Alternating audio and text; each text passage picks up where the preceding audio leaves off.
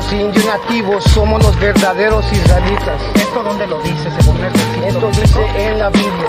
Show that Puerto Ricans love America, but that ain't reality. Police attack was planned beforehand. Only white cops will sign. They're our only resources to defend ourselves. We tried to move people onto the sidewalk, but the police were all out for blood. Another series of protests was staged by thousands of students, parents, and the Brown Berets. In June 1968, the group that had become known as the East LA 13 was released on bail. Demonstrate to our people and we deserve better and that we could, get better. I don't think there's ever been a time when we need more of the spirit of the young lords than today. I guess we had no fear. We just did what we think, what we thought at the time was the right thing to do.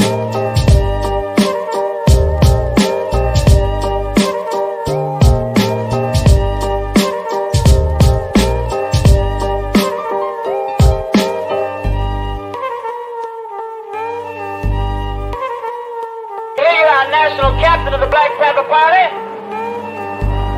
They are making it their business to process arresting me and my wife, through a process of arresting numerous Panthers on the block.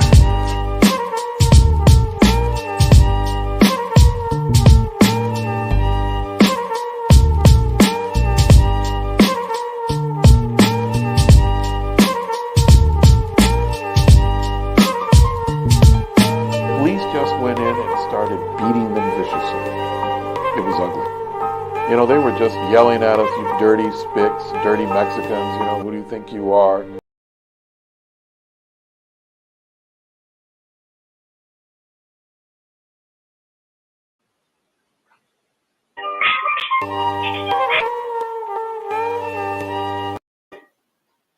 All right, Shalom Israel, Yahweh Shemiah Shabbat. That was causing God 1000 of the ISUPK coming out of California. And today we have in-house today with the Inconvenient Truth. We got General MAYAK, 12,000 Shield. What is that? 12 Shield General MAYAK. No. Welcome to our show, General. The water for being on with us, sir. No sweat. The water for having me. Shalom. Most High in Christ, sir. Most High in Christ. We're going to give it just a second to get started here. We got a great show prepared for you today. Divided and Conquered. Our show is going to we're going to go based on, the problems that Israel has, why we so separated, why it is that we have been, separated as a nation. We can go way back to the times of biblical times, looking at the book of Kings, and we can kind of get an idea of how far it's been since we've been having these issues between, Israel, Judah, Puerto Ricans, Mexicans, Blacks, Native American Indians, because it's something that we've been going through. And the truth is that when we see this happening, and when our enemies see this happening, we can see how they know that it's time to take advantage of us. It's time to bring war to us, because when we're weakest is when we're fighting each other. What do you think about that, General MAYAK? Khan, you're absolutely right. The Most High, of course, he wanted Israel to be together. You know what I'm saying? He told us we were holy. We were a holy people, which means separate from all the other people outside of us, but together amongst us. You understand? But again, like you said, starting in biblical times, in ancient days, all the way up until now, our enemies and our oppressor have caused us to divide amongst each other and actually gather together with outsiders. The opposite of what the Most High wanted.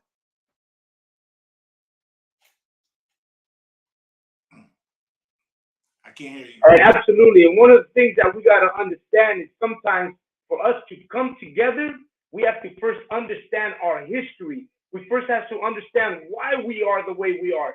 When we begin to understand why we're so separated, when we begin to understand and see the reason why we are the way we are, then we can fix our problem.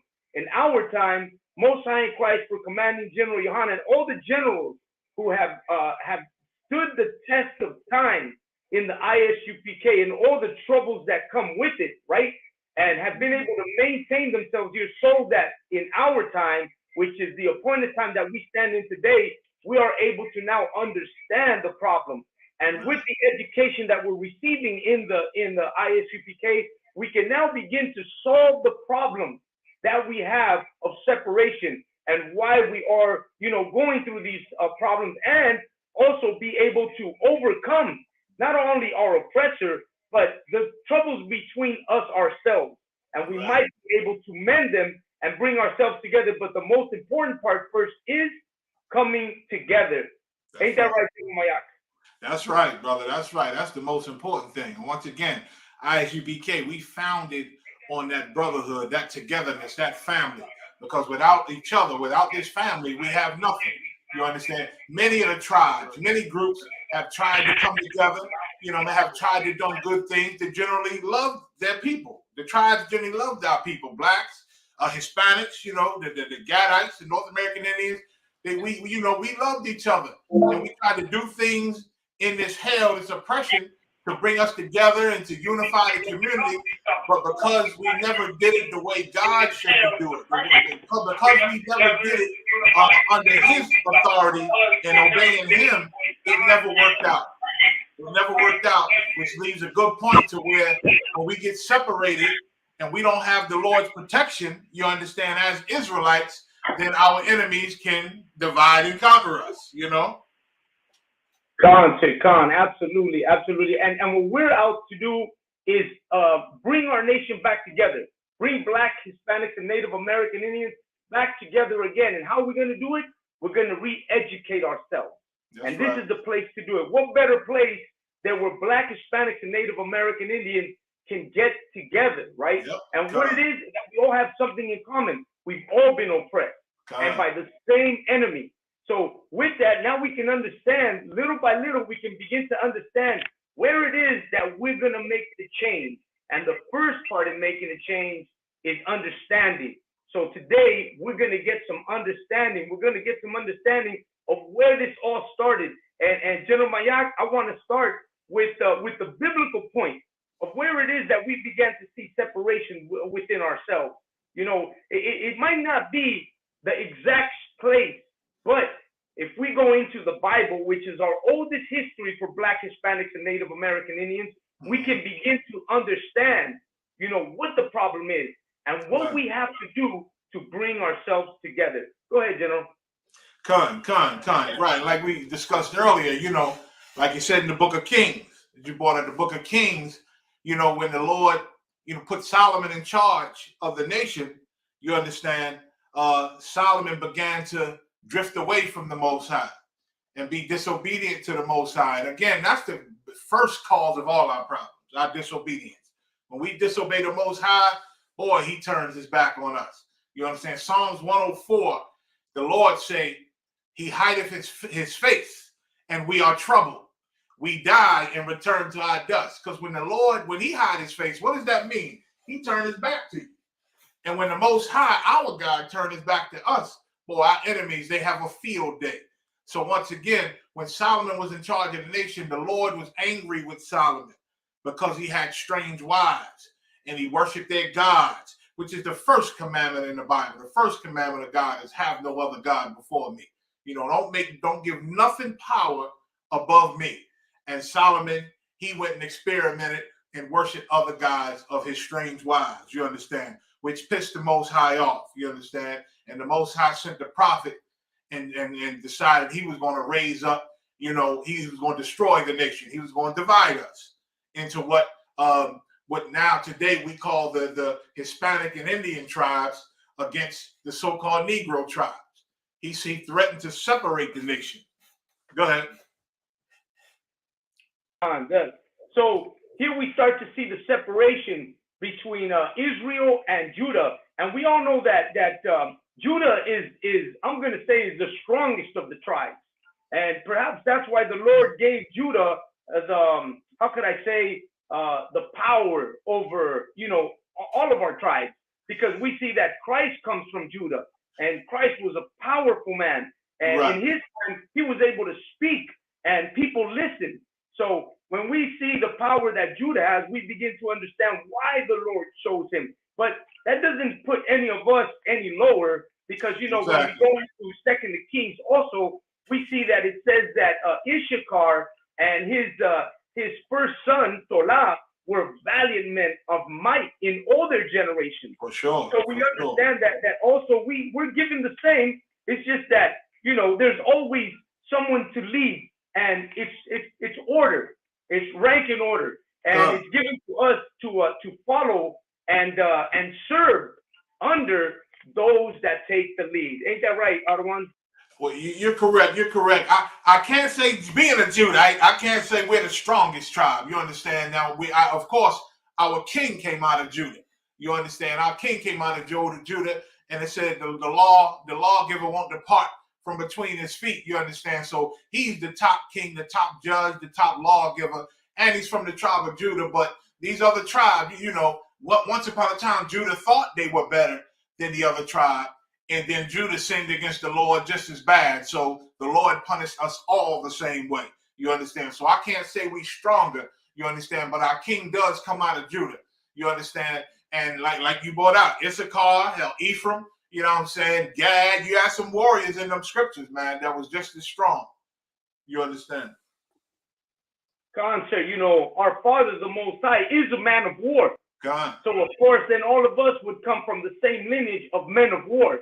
That's why we all tend to be the same, because we all come from men of war. And as we see what happened in those days when Judah and Israel separated, for whatever reason they might have done, when you really go into that story of Second Kings, you start to hear kind of like on some of those brothers, how could I say, like trying to take advantage of what they have, perhaps their rank, perhaps their power, perhaps the state that they're in.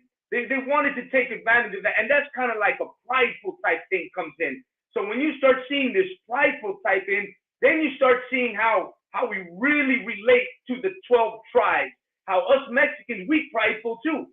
Judites are prideful too. And you Native American Indians, Puerto Ricans, we're prideful too. I can see it sometimes when we watch boxing matches. You know what I'm saying? When I'm seeing Puerto Rico against Mexicans in the ring, we start to see the pridefulness that comes out of us. How we want ours to be better. How we want, Mexicans, when they see a Mexican guy go up and fight a Puerto Rican guy, well, we're rooting for the Mexican all the time, And then when we see a Puerto Rican go up and fight with a black brother, now we're rooting for the Puerto Rican brother. And then when we see a Dominican and so on and so forth, we tend to do that. And then when we see, like in the MMA now, when we see an Asian coming up against Mexican, oh man, we all for the Mexican people. So, we tend to take sides always with our people, but at the same time, we got that power of pride. What would you say about that, Arwan? You're absolutely right. We're very tribal. You understand? We're very tribal. And of course, when you're not in the ISUPK, in the world, you look at, like the example you gave, the boxing matches, and you're going to stick to yours. You understand? Like, before the UPK, we didn't even know, that these were our people. You understand? So we root for Judites. So now even in the truth, I hate to see brothers fighting each other, but now brothers understand they both our family. So a lot of times they go with, who they think is the best now. You understand? But we're very tribal people, like you're saying. Concept. But even though we're tribal, and this is the point we're making today, divided and conquered, is because even though we tribal, we still, we so, how could I want to say ignorant when it comes to tribalism, because now we flash over to our time and we can see how a goddamn city block or a street or a color makes you tribalist over a gang or over a street or over a block or something. Now we're becoming tribalists for nonsense, things that aren't even ours, not even our possessions. Like that street, that block for the Hispanic brothers, man, that's not even your block. That's not even your street, and you over here killing your own brother for tagging on your wall or throwing up what we call a placazo, which is our block, 18th Street or 14th Street, whatever it may be. We're over here crossing out another brother and causing, a war between us. And it's a gang war for a block. The blocks don't even belong to us. Go ahead, Arwan. You're absolutely right. We lose our lives over things that is not even ours. Like you're saying, we brothers can't even stand on a corner. You understand? Judites, They don't even want to see you on a corner that they claim to be theirs. Everything from here to here is mine. You on it without my permission, there's going to be a problem. Even with the rap world, you understand? Some rappers who come out of the drug world, when they do their tours, they go in certain cities. A lot of them got to call the drug dealer that run the area and just, get his blessing to come into the city and do their concert and all that there. You understand? And once again, we don't own none of these things. You understand? We don't own none of these things. It's just that we know that because we don't own them, we can at least tell our people. We can't tell that to the oppressor. We can't tell that to our enemies. This is my block. But we can say that to each other because we both know we don't own it. It's just that since I'm stronger than you, I'm telling you, you can't come here. I'm telling you, you can't write on this wall. I'm telling you, don't tag over what I wrote already. You understand? And those things don't belong on us, but it causes full-out war amongst us. And we go to war and murder each other over the enemy's property. You understand? Concert. And I'm going to add to that, there was a time when we should have came together, because it's almost been impossible for the blacks and Hispanic, like for instance, on this show, we're sitting side by side today. We're sitting what people call enemy today. We are just sitting side by side as brothers, and when we go to the Passover, once again, we see that brotherhood so strong, something so easy that could have overcome the whole thing. We could have been on top a long time ago, but instead we choose to use the division that our same enemy has implanted into us to separate us and to keep us separated. And so we're going to go into our first story, right? And I'm going to go into the Hispanic people, and I'm going to allow the general to go into, what the Black brothers did, because I know that perhaps you remember about the Black Panthers, or a lot of how could I say, the brotherhood that used to be out there back in the 60s and in the 70s, and when they were attempting to come together, because it was only an attempt.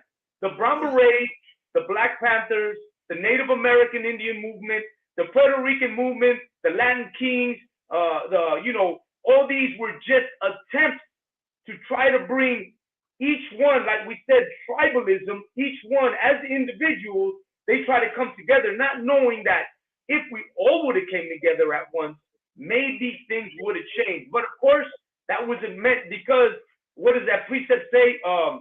They have the zeal, but not the knowledge. Right. So, that was zeal of the Most High, but not according to knowledge. Not according to knowledge. So this is why when people wonder, well, how come the Black Panthers weren't able to do nothing? Or how come the Brown Berets weren't able to do nothing? And why wasn't that unity there? Well, because it wasn't time yet. The time was appointed for the ISUPK to do that, to bring Black, Hispanics, Native American Indians together. And that's why we're here today. Because today we're here to let you understand that there is going to be unity, but it's going to be right here under this banner, the ISUPK. So like my Hispanic brothers, we had issues during the time of the conquest of Cortez. We saw what happened in the time of Judah and Israel. But then let's fast forward a little bit in time. We're talking about the 1500s. The 1500s. Now you got Cortez coming into Mexico, and the reason they're coming into Mexico is because they come to conquer us. And when Cortez gets there, he sees that there might be an opportunity for him to be able to take over Mexico. But he finds that these Mexicans are real strong brothers, man. This is something that he wasn't expecting, because he got a run for his money when he found out that these Mexicans, of course, they're Ishikarites. They weren't just anybody. They were strong men, valiant men of war that were ready to die. Of course, ready to die for their nation. So you got these Spaniards coming in, and what they saw a division. They saw the division amongst Mexican people. They saw a division amongst us. This division was certain tribes that existed in Mexico. And these tribes, what was happening is that they were fighting amongst each other way before Cortez came into the picture. We were already fighting amongst each other in our country. We were going at each other because of different reasons. In this particular instance, it was called the War of the Flowers.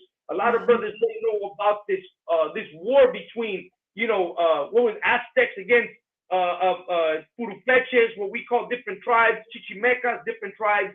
We were fighting amongst each other in an effort to, one, take over land. That was one of it. Another one was a ritual that they did because of their paganism. They took on a ritual to start sacrificing during battles their people. Another one was because a lot of these tribes didn't agree with the Aztecs, though the Triple Alliance, which existed in that time, was doing, which was taking tribute.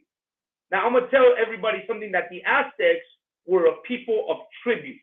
The Texcalas were a people of tribute. That means that since the empire was in the hands of the Mexica, they forced all tribes to give tribute to them. They had to give up land. They had to give up what we call cosecha, which is their corn, their crops, their furs that they might have got. Whatever they had to give up. And a lot of the tribes were against this tribute that they had. So that bring a war amongst us. That was the reason one of these wars existed. And I'm going to show you where we get this truth from, because one thing that Mexico has a lot of history.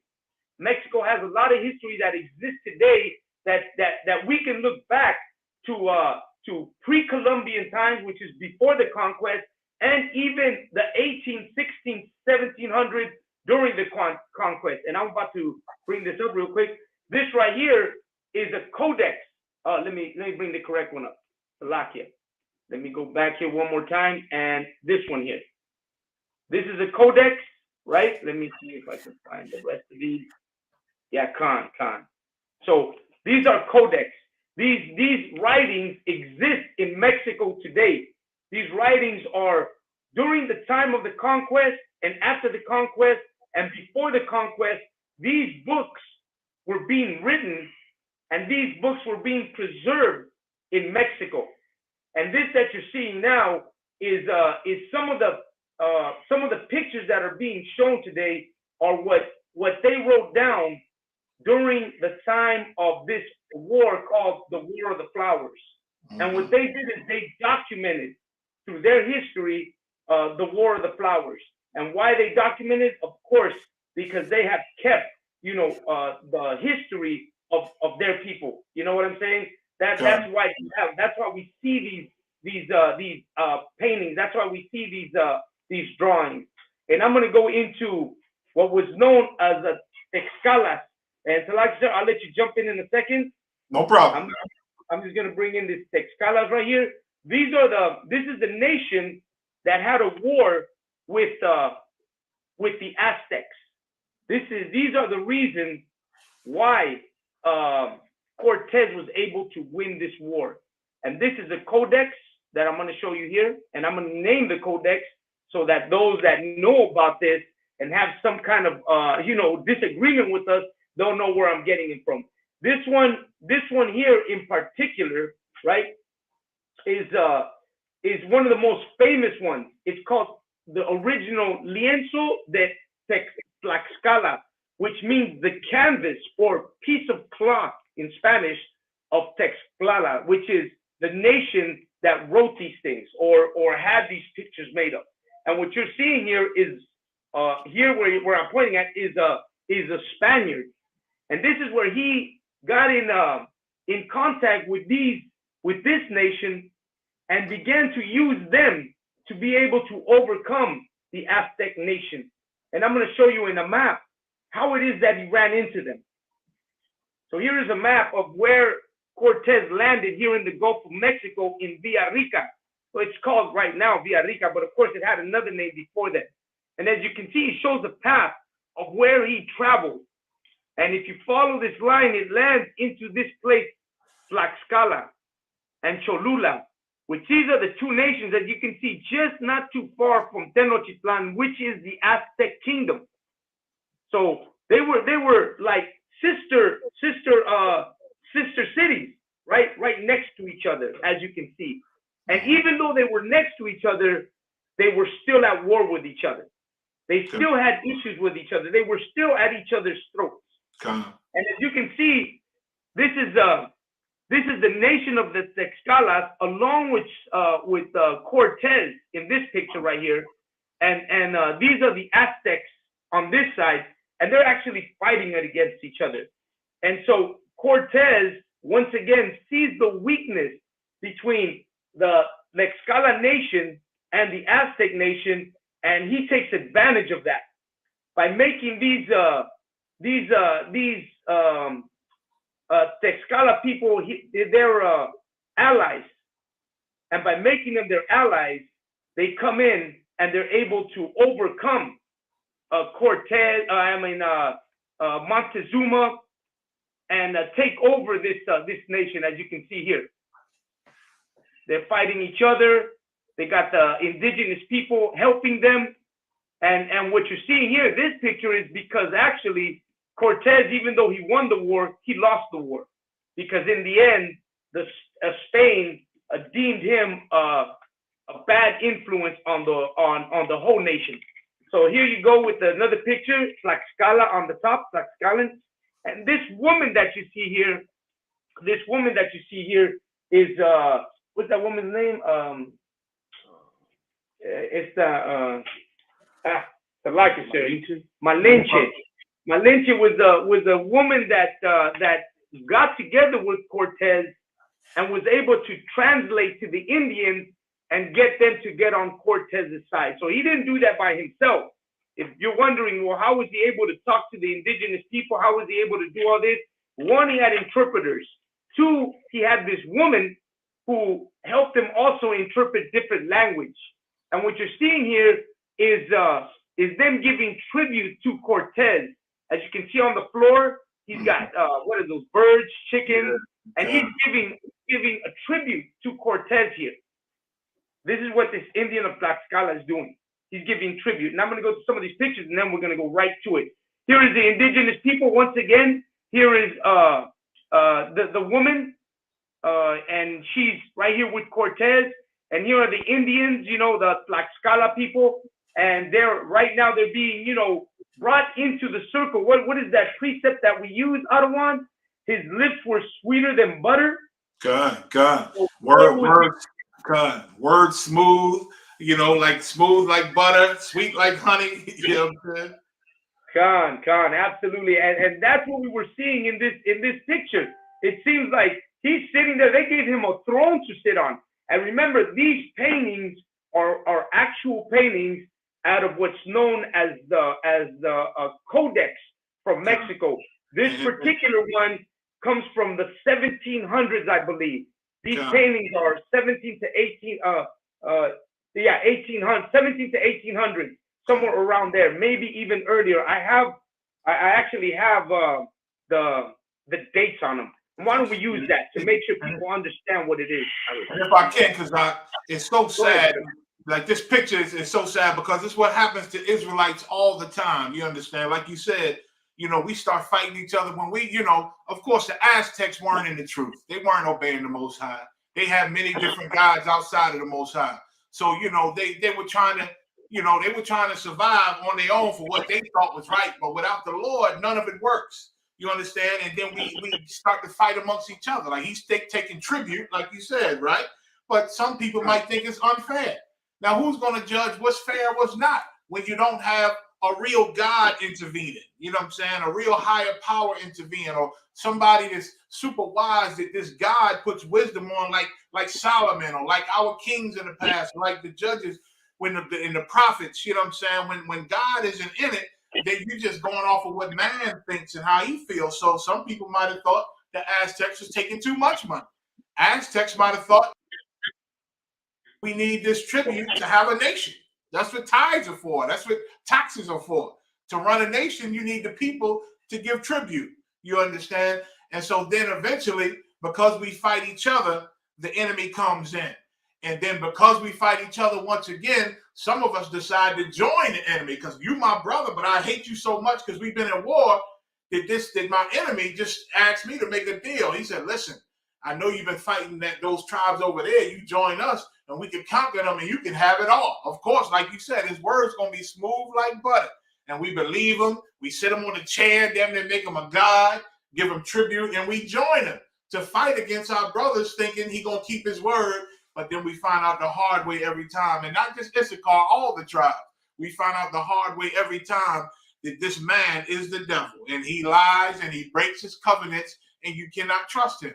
You understand? We find out the hard way every time. But once again, you know, the Aztecs, as strong as they are and as powerful as they were, you understand, they weren't in the truth. You understand? And it's impossible for the Aztecs to gather the tribe of Issachar in one and in unity because they wasn't with the Lord. It's just like, if I can speak on the Black Panthers, if I'm not jumping ahead, you know, once upon a time, you know, the Black Panthers, they love black people, you understand? And their goal was to help black people. They were feeding the kids. They once started the programs in the communities where you feed the kids, had the free lunches and all that. They started that. And they would do different things in the community. They would do neighborhood watch, you understand? That's what they would do. And then eventually started to have problems with each other. You understand? Started to separate. You understand? And, you know, out of the Black Panthers, you know, selling drugs, still doing things, sinning against the Lord, not in the truth. So even though they loved your community and try to do things for the community, because they didn't serve the Lord and wasn't in the truth, the Lord never blesses it.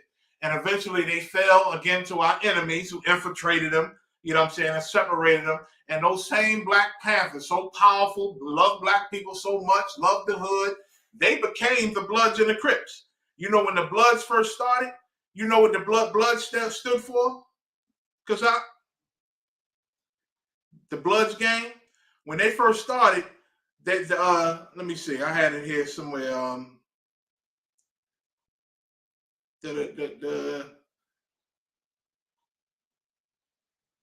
Oh man, Bloods mean, okay, let me try to pull it. Give me 1 second.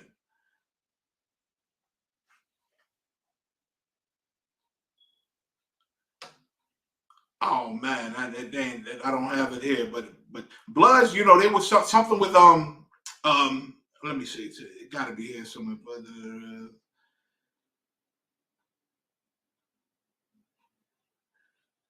like those letters were an acronym for something, you know, in the ghetto, and you know, for black people. I'm gonna go to the Crips, but they were started to help the black community. You understand? So did the Crips. The Crips had started to help the black community. You understand? And they were an acronym also. You understand? But the point that both of these groups, the Black Panthers, even when they became Bloods and Crips, again showed division. They were divided even amongst themselves. You had this type of Black Panther, you had these type of Black Panthers. They were separated and divided. Eventually became the Bloods, which was a community organization at first. The Crips was another community organization until one of them got into a fight with the other group, and then they went to war. And selling drugs to keep some money and doing crime, of course, got guns and started going to war with each other. You understand? And of course, all the whole time, our enemies that infiltrated us. You understand? Even with Gad, the tribe of Gad, the North American Indians, you know, they were fighting amongst each other once upon a time. They weren't in the truth. You understand? They didn't follow the commandments of the Lord, so they were doomed to fail anyway. There can be no unity without the Most High. And so even Gad and their different tribes, when they were fighting, when the enemies came over to take these lands in a war against them, some of them joined with our oppressor. They joined with them to conquer the tribes that they were fighting with, thinking that they would benefit, thinking that they would profit once they destroy their enemy, who is their brother, but they destroy him, thinking that this man going to keep his word and that they're going to prosper, when this man just you help him conquer them, and then they turn on you and conquer you. That's just how it always happens. So, Contra, I think I found it for you too. It's got a few, but one of them is brotherly love overcomes oppression and destruction. Con, that's it. I had it here, but I can't find it in my notes right now. That's it. But something like that, sir. Something I heard of it too. I saw that Crips also has a meaning to it too. But like we're getting, the point we're getting at is that at one point, it meant something for us. Exactly. You know what I'm saying? It was something that was supposed to be a positive thing for us. You know what I mean? But now we see it a little different. The book that I'm reading from, that whole the book I was the Crips is Community Revolution in Progress. That's the Crip one. So you were right about the Mexicans though, and how we had to pay tribute, and somehow some of us were against it. We're against paying tribute because they just didn't want to pay tribute. But you know, if anybody knows the kingdom of the Aztecs or the kingdom of Nezacoyotl, you know, that beautiful kingdom of Tlaxcala, you know, you would know that the person in power, which were known as Totonis, the Tlotoni, which means like one who speaks or a king, they would use that money to better the city, or they would use the goods to better the city. They would make the city as beautiful as it could be. And the paying tribute was part of doing that, because in return they could do things. If people don't know that, in the time of the Aztecs, gold had no value. It had no value. Gold was just something you used as decoration for your clothing or your headpieces or whatever it may be, your cups or whatever it may be. But it didn't have no value. What had value was tangible things. The cocoa bean, skins, you know what I mean? Animals, food, things like that. That was our value. We didn't use any kind of, exactly, no currency. There was no, if it didn't have any use, it was invaluable at all. Do you have that one for the one I asked for? Concept. So, and I'm going to show you how it is that we were always supposed to pay tribute. It was always in ours to pay tribute. Those that didn't want to pay tribute were actually going against the Aztec laws. They were going against the community laws, or even the laws of that civilization to be able to survive. They were going against it. And I'm going to bring it out in the Bible, how Mexicans, like that, we had no choice. We always had to pay tribute. It's in our blood to pay tribute. If you got that, go ahead, read it. So this is the book of Genesis, chapter 49 and verse 14. Issachar is a strong ass, couching down between two burdens. Verse 15, and he saw that rest was good, and the land that it was pleasant, and bowed his shoulders to bear, and became a servant unto tribute. And became a servant unto what? Tribute. And we became servants unto tribute. Why? Because the land that was given to us was real nice, and we're an ass. We're hardworking people. So not only we are hardworking people, but we see land that's good. And what was the main commodity in the Aztec kingdom? Agriculture. We knew all about agriculture. We would grow our corn in lakes. We knew how to grow, hydroponic today. So we knew all about agriculture. And with that, we knew that paying tribute, it was given to us by the Most High. The Lord gave us to pay tribute because we're wise people. And we knew that if we give, our kingdoms become better. Our organizations become better when we give, because we're giving freely, because we know that we're giving is going to strengthen our people, our organizations, our land, our cities, our kingdom. So why would we not want to give tribute? But of course, you know, the wickedness of some of us that, you know, we refuse to give, you know, and we refuse to be part of it, then that comes to us where here is the end of our kingdom, because we thought paying tribute was not for us. And those codex that I'm showing, I'm going to give you some dates. This one in particular is from 1892. But as I'm reading, they said they also pulled a lot of these pictures from 16th and 15th century drawings. So these that you see here date back to 15th and 16th century drawings.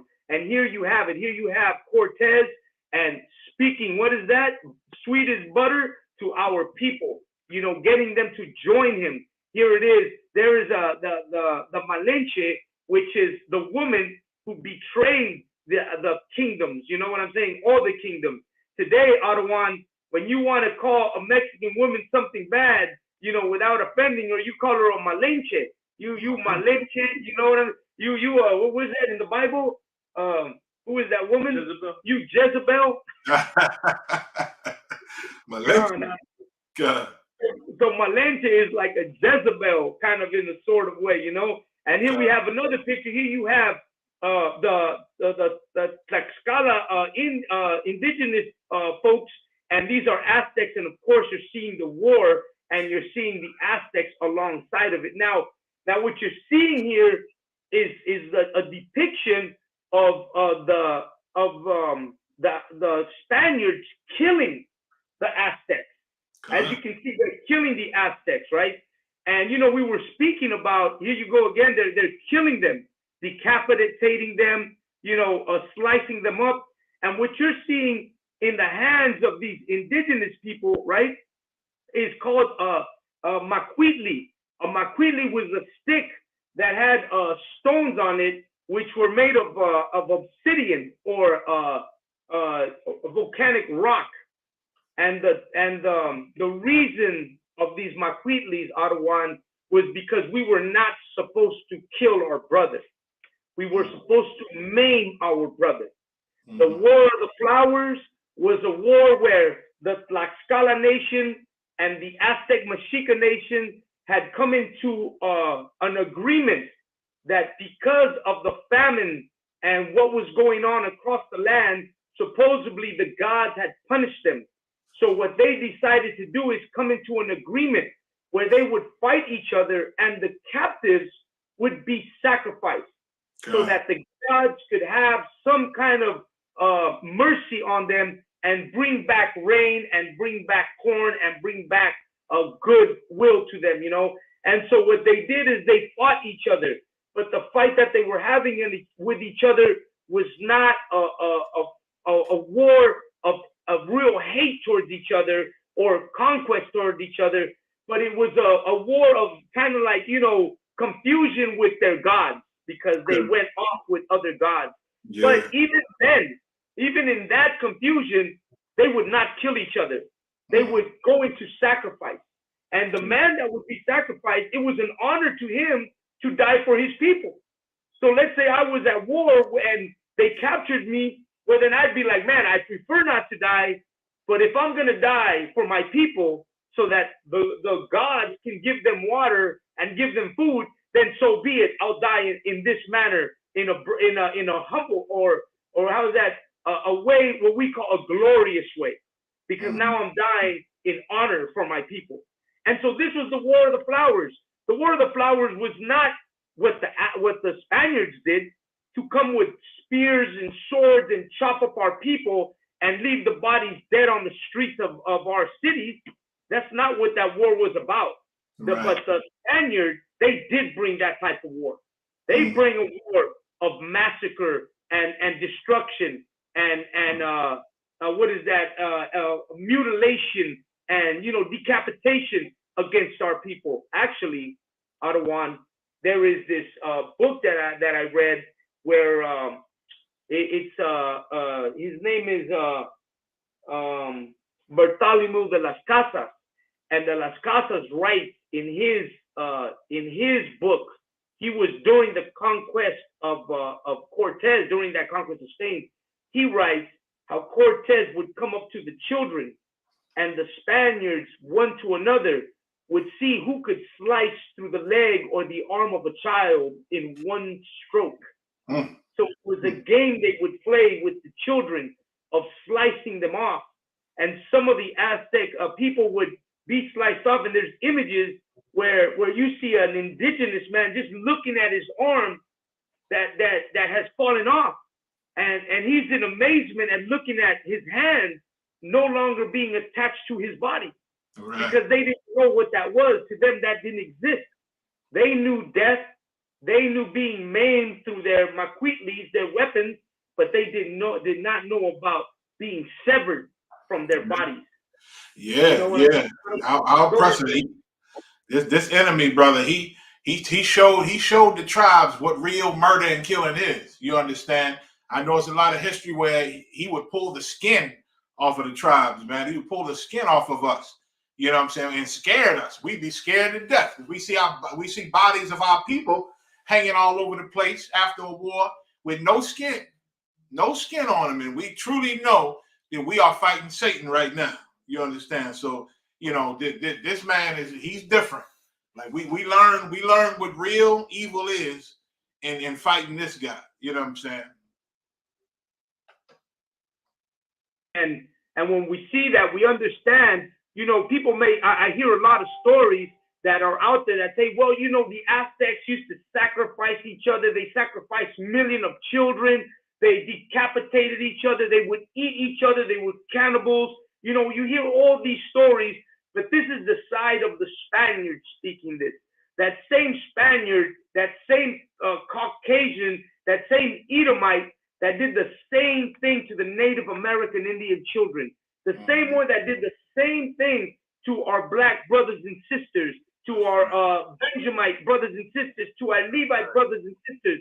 The same man who murdered thousands of children, who sold off thousands of children. We can talk about the boarding schools, the plantations. We can talk about all these things and see what we have in common. What the Spaniard did to the Aztec, so did the English do to the black man. So did the British do to all them. So it's all in the same sense. I mean, this history has been repeating itself throughout every generation, because now we see the hangings of black men during the 50s and the 60s, and when we see the hanging of Chicanos during the overtake of the gold rush era here in California. You know what I'm saying? What was that?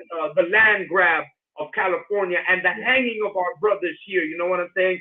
But let's go ahead and finish with this story with the Aztecs. Once again, we see here the Tlaxcala Indians meeting with Cortez, and in between another picture of that woman. This woman had the same spirit as Jezebel.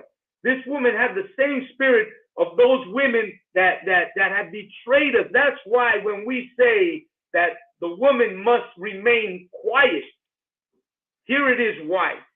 Here it is why, you got Eve doing that to Adam. You know what I'm saying?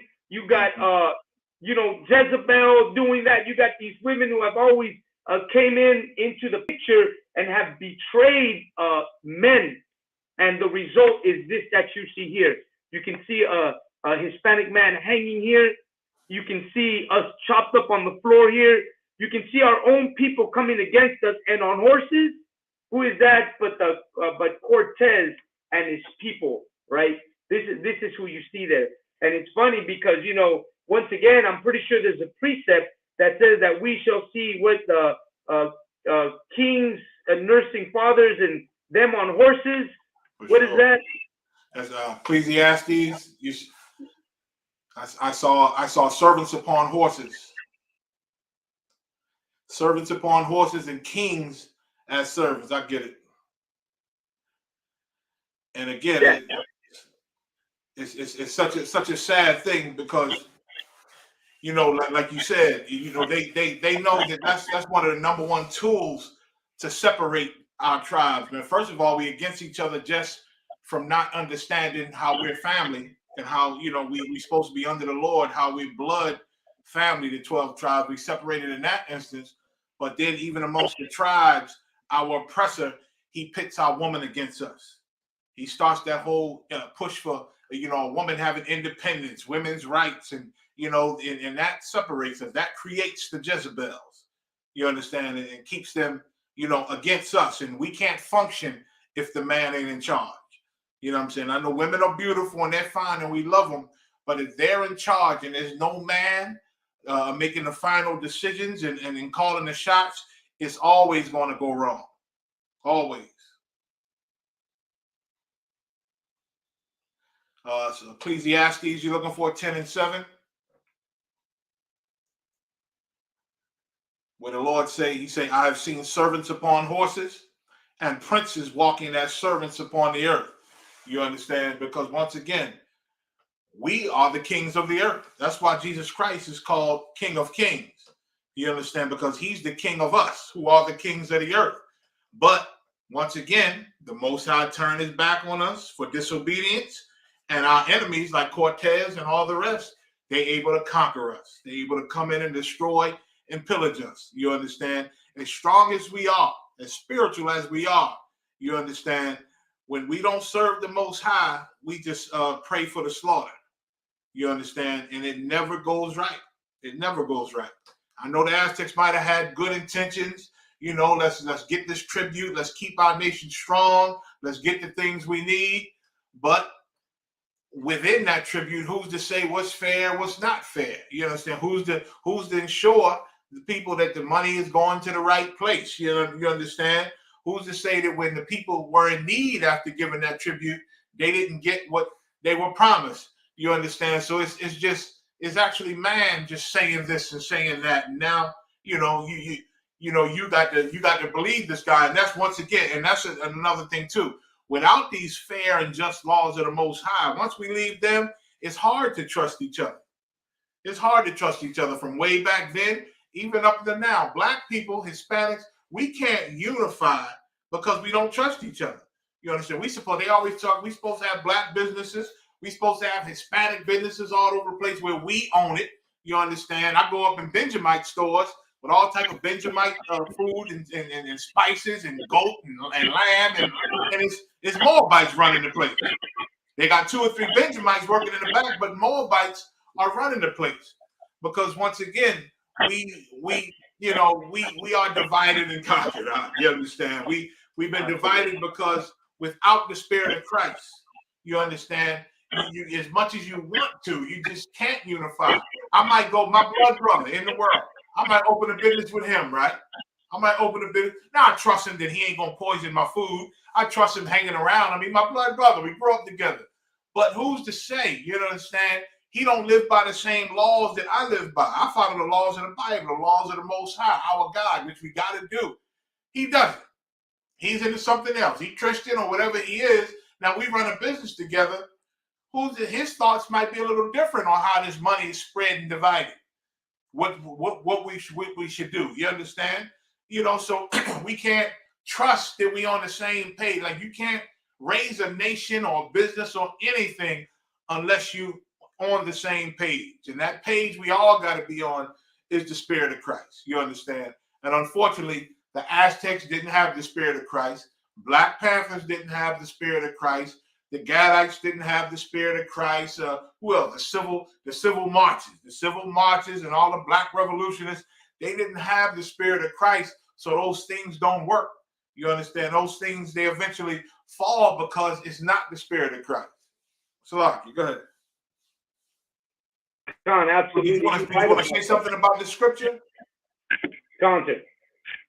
Oh, absolutely, sir. No, you're absolutely right about that. About how that separates us, and when you're talking about the tribute, and how we went against it, and how we're actually, you were speaking right on it, and I showed this one, and you're noticing how instead of giving tribute to our own people, we choose to give tribute to our enemy. God. You know what I'm saying? And as you can see here in this picture, you're looking at these Tlaxcala people or these Aztec people, and all that's on the floor is an image depicting them giving tribute to who? To Cortez and to his soldiers. This tribute belongs to the Lord. Yes, they feared Cortez more than they feared the Most High. You understand? Absolutely, other one. Absolutely. And this is, like I said, this image is from 1800, 1600, and you can see how they're giving tribute. This is tribute that they're giving, and they're giving it to instead of their own, they prefer to give it to our enemy. And that's why our enemy has taken over. And this is what the enemy gave us in return. Here it is, our indigenous people being baptized into a Catholic religion, into the image of these Catholics. You know what I'm saying? Right. And this is a sad truth that we've exchanged our culture for a religion. You know what I'm saying, everyone? And they were so smart. Once again, this is the most subtle beast of the field. That religion, that pushing that religion, was the brainwashing that they needed to give the slave. You understand? to keep us in line, they had to feed us that. That alters your mind. This is God. This is, you see that? He looks just like me. This is God. Worship him. Worship these gods. And in essence, you're going to be worshiping me. They needed to be worshiped as gods. So that's what religion is. Religion is once again, even religion in itself is made to divide and conquer. It's made to divide you from your people, from your God, from your culture, and make you a slave to the person they feeding you to worship. Khan Adawan, absolutely. And that's the problem with us today, that we are so into worshiping their God that we've forgotten who we are. We forgot what a great nation of people we are. We forgot what great people the Aztecs, the Mexica, the Chimecas, the Toltecas, what great people we are, what great wisdom we had, what great love we had. You know what I'm saying? For our people, and we forgot that. And we've given it to a nation that has shown nothing but hate and destruction towards us. And right now we were speaking about, you know, the Aztec times and how this happened to us, and looking at Malenche and seeing how we lost our kingdom because of our own hate or our quarrels between ourselves, our quarrels between our nations. Is that not the way how we lost Israel, how we lost the kingdom when Judah and Israel fought, and we lost that whole thing? Why? Because we could not stand together. Here it is again in the time of the Aztecs, where once again we cannot stand together. We're quarreling. We don't want to pay tithes. You know, we didn't want to. We didn't want to follow, you know, law and order. And some foreign nation came along and saw this separation and was able to take it from us one more time. And if we go into during the time of Christ's time, I believe that if we look at what happened to Judah and what happened to Israel or the kingdom, when Josephus speaks about the destruction of Jerusalem, and the destruction of Jerusalem took place because of separation with our people there too. Some of them wanted to do one thing, others wanted to do another thing. Here you go with Judas Maccabees. Judas Maccabees also saw the same problem within our own people. We had Judas Maccabees trying to bring our people back to the Lord. And we saw a lot of our own brothers, you know, trying to side with the enemy, trying to side with the Edomites, trying to make gyms, right? They were trying to come together to establish, what is that? Bally's gym, or I don't know what kind of gym they were trying to make. But they were trying to make some kind of gym back in those days, where they could teach the Caucasians how to be just like them. They wanted to give away all their things, like today, just so they could be loved by their enemy. Ain't that right, Otto? Con, and that's fear. That's fear, because they see these people and they fear them, and scared to be murdered by them, they do whatever they think is right to appease them, give them tribute, make deals with them. A great king, what do you want us to do? And the king says, well, we need you to do this, that, and you'll be the king's friend. And a lot of us agree. Now, a very few of us stand against that every time when you read them scriptures. There's a few of us to say, no, I can't do that. I know in I think it was the Maccabees, one of the elders, they told him, you know, he get to eat the swine, and because the people followed him and they looked up to him as an elder. And so if he would eat this swine, then the young men would see it, and they would more easily eat the swine. You understand? Trying to, you know, divide us. But the brother said, he said, no, I can't do that, because, you know, well first he said, well, I've been, you know, they've been looking at me as a man with integrity all my life. If I go eat this swine, then, you know, it ain't gonna look good. I can't do that. And they said, well, listen, how about you eat a lawful food? They said, eat some lamb or eat some lawful food and just tell them that it's swine. So you still keeping your integrity. This is what the heathen said. You're still keeping your integrity by eating this lawful food, by your God is lawful, but we're gonna tell the people that it was swine, that it was an abomination. And he wasn't even gonna go that far. He said, I can't even do that. You understand? I can't even do that, because, you know, because then in my old age, they're going to say that I didn't change and I didn't, you know, serve. I'm paraphrasing. I didn't serve Satan in my old age, and I'm not going to do that to my young men. So, you know, we, again, You had a few of us always ready to go against the oppressor and always ready to die. You understand, and not obey them. You had the 7 brothers in the Maccabees that, you know, got burned with their mother.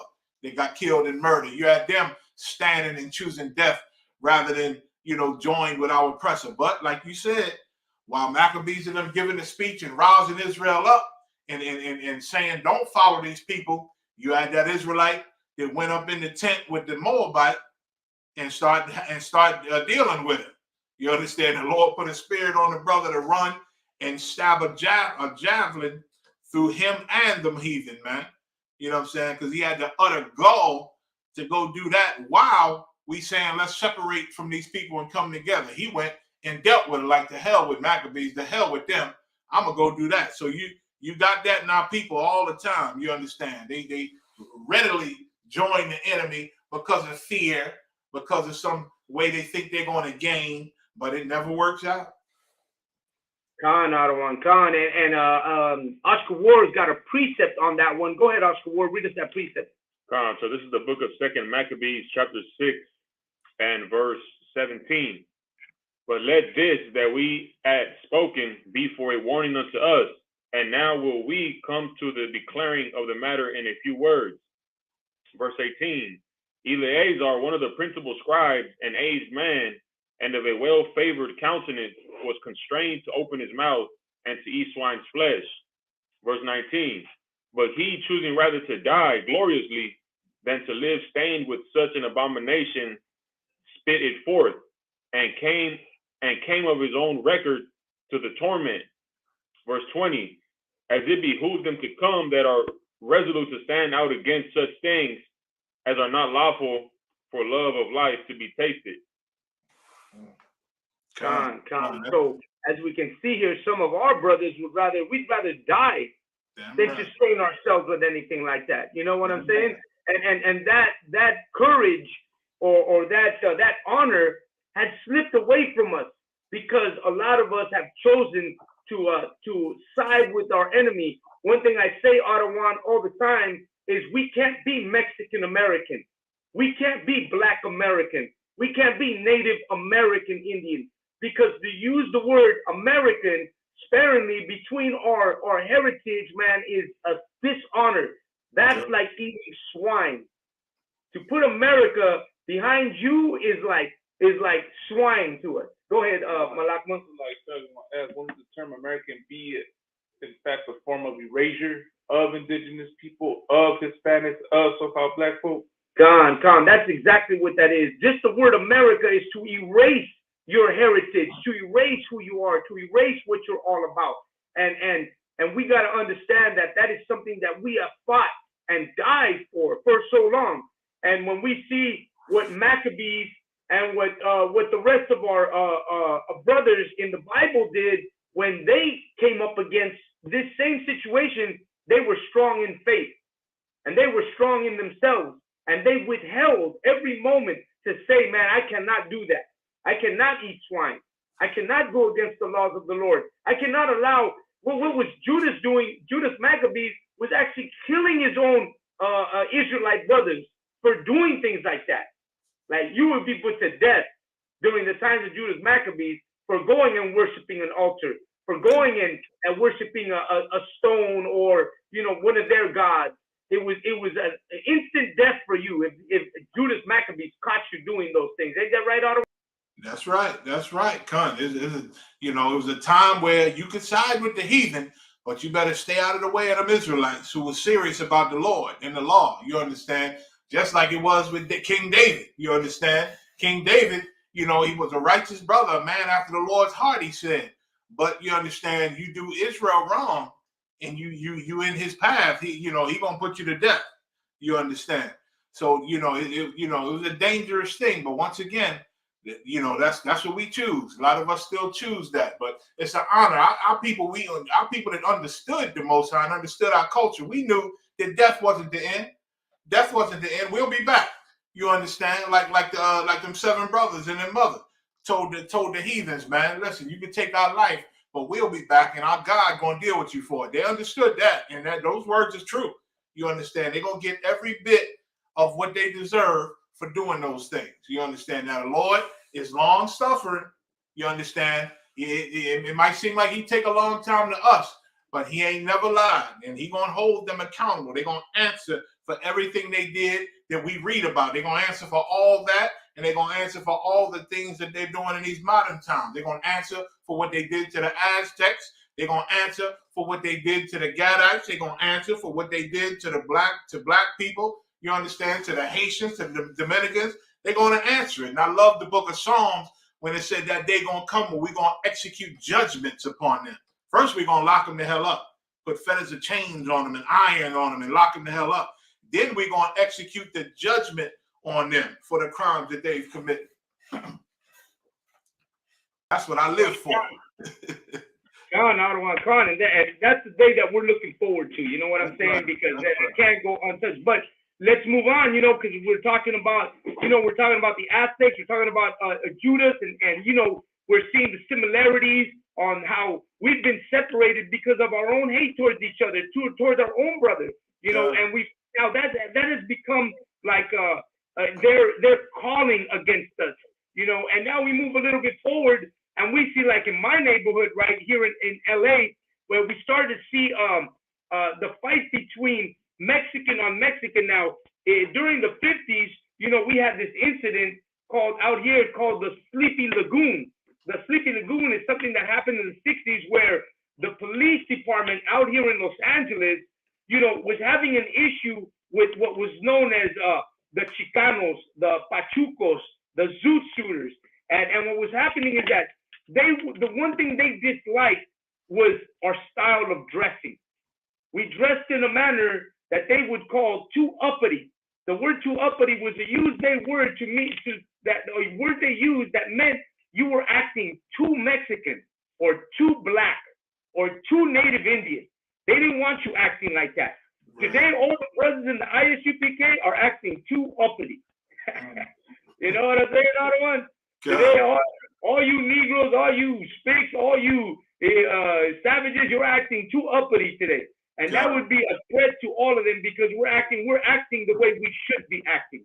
We're acting with honor. We're acting with the pride that we should have to be who we are, Israelite. Ain't that right, Ottawa? That's right. That's right. Con. Like they like the fact that we act like gremlins. You understand? They like that. That's all you see on the news. They show our bad side on the news and put those images of us doing horrible things all over the news. I get notices all day, every day, breaking news going on with some black person that did, some horrible thing black people that did. You understand? That's what they push to the world. That's how the world looks at us. You understand? But for us to be dignified, like you said, like brothers in the ISUPK, to be professional, they don't want to put that out there. They don't want that to be seen. You understand? They want that to be hidden when we professional, full of integrity.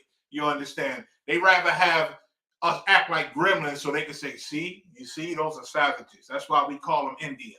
You see, those are savages. That's why we call them niggas. That's why they like roaches. You understand? That's what this government been calling us. Said, like we're roaches because the image of us have been pushed all over the news, all over the media in our worst condition. You understand? But to see the integrity, to see the intelligence of our people, that don't get broadcasted.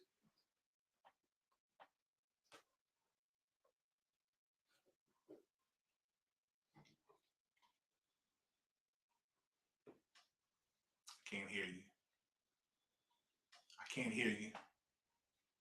Con, here we go. There we go. We're back on. So one of the things that we see here is that one of the problems with America. Con, here we go. There we go. We're back on. Okay. So one of the things that we see here is that just 1 second. I don't want 1 second. Let me log out of this. Okay, here we go. Salakia, I don't want Salakia. My speaker went out, but it's back on. So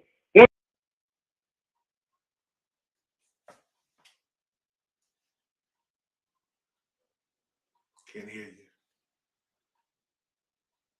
Can't hear you.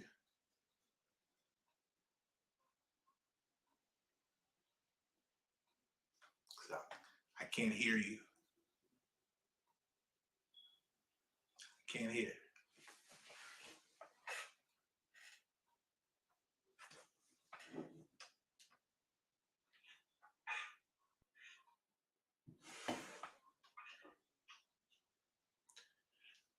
can't hear because no sound. No sound.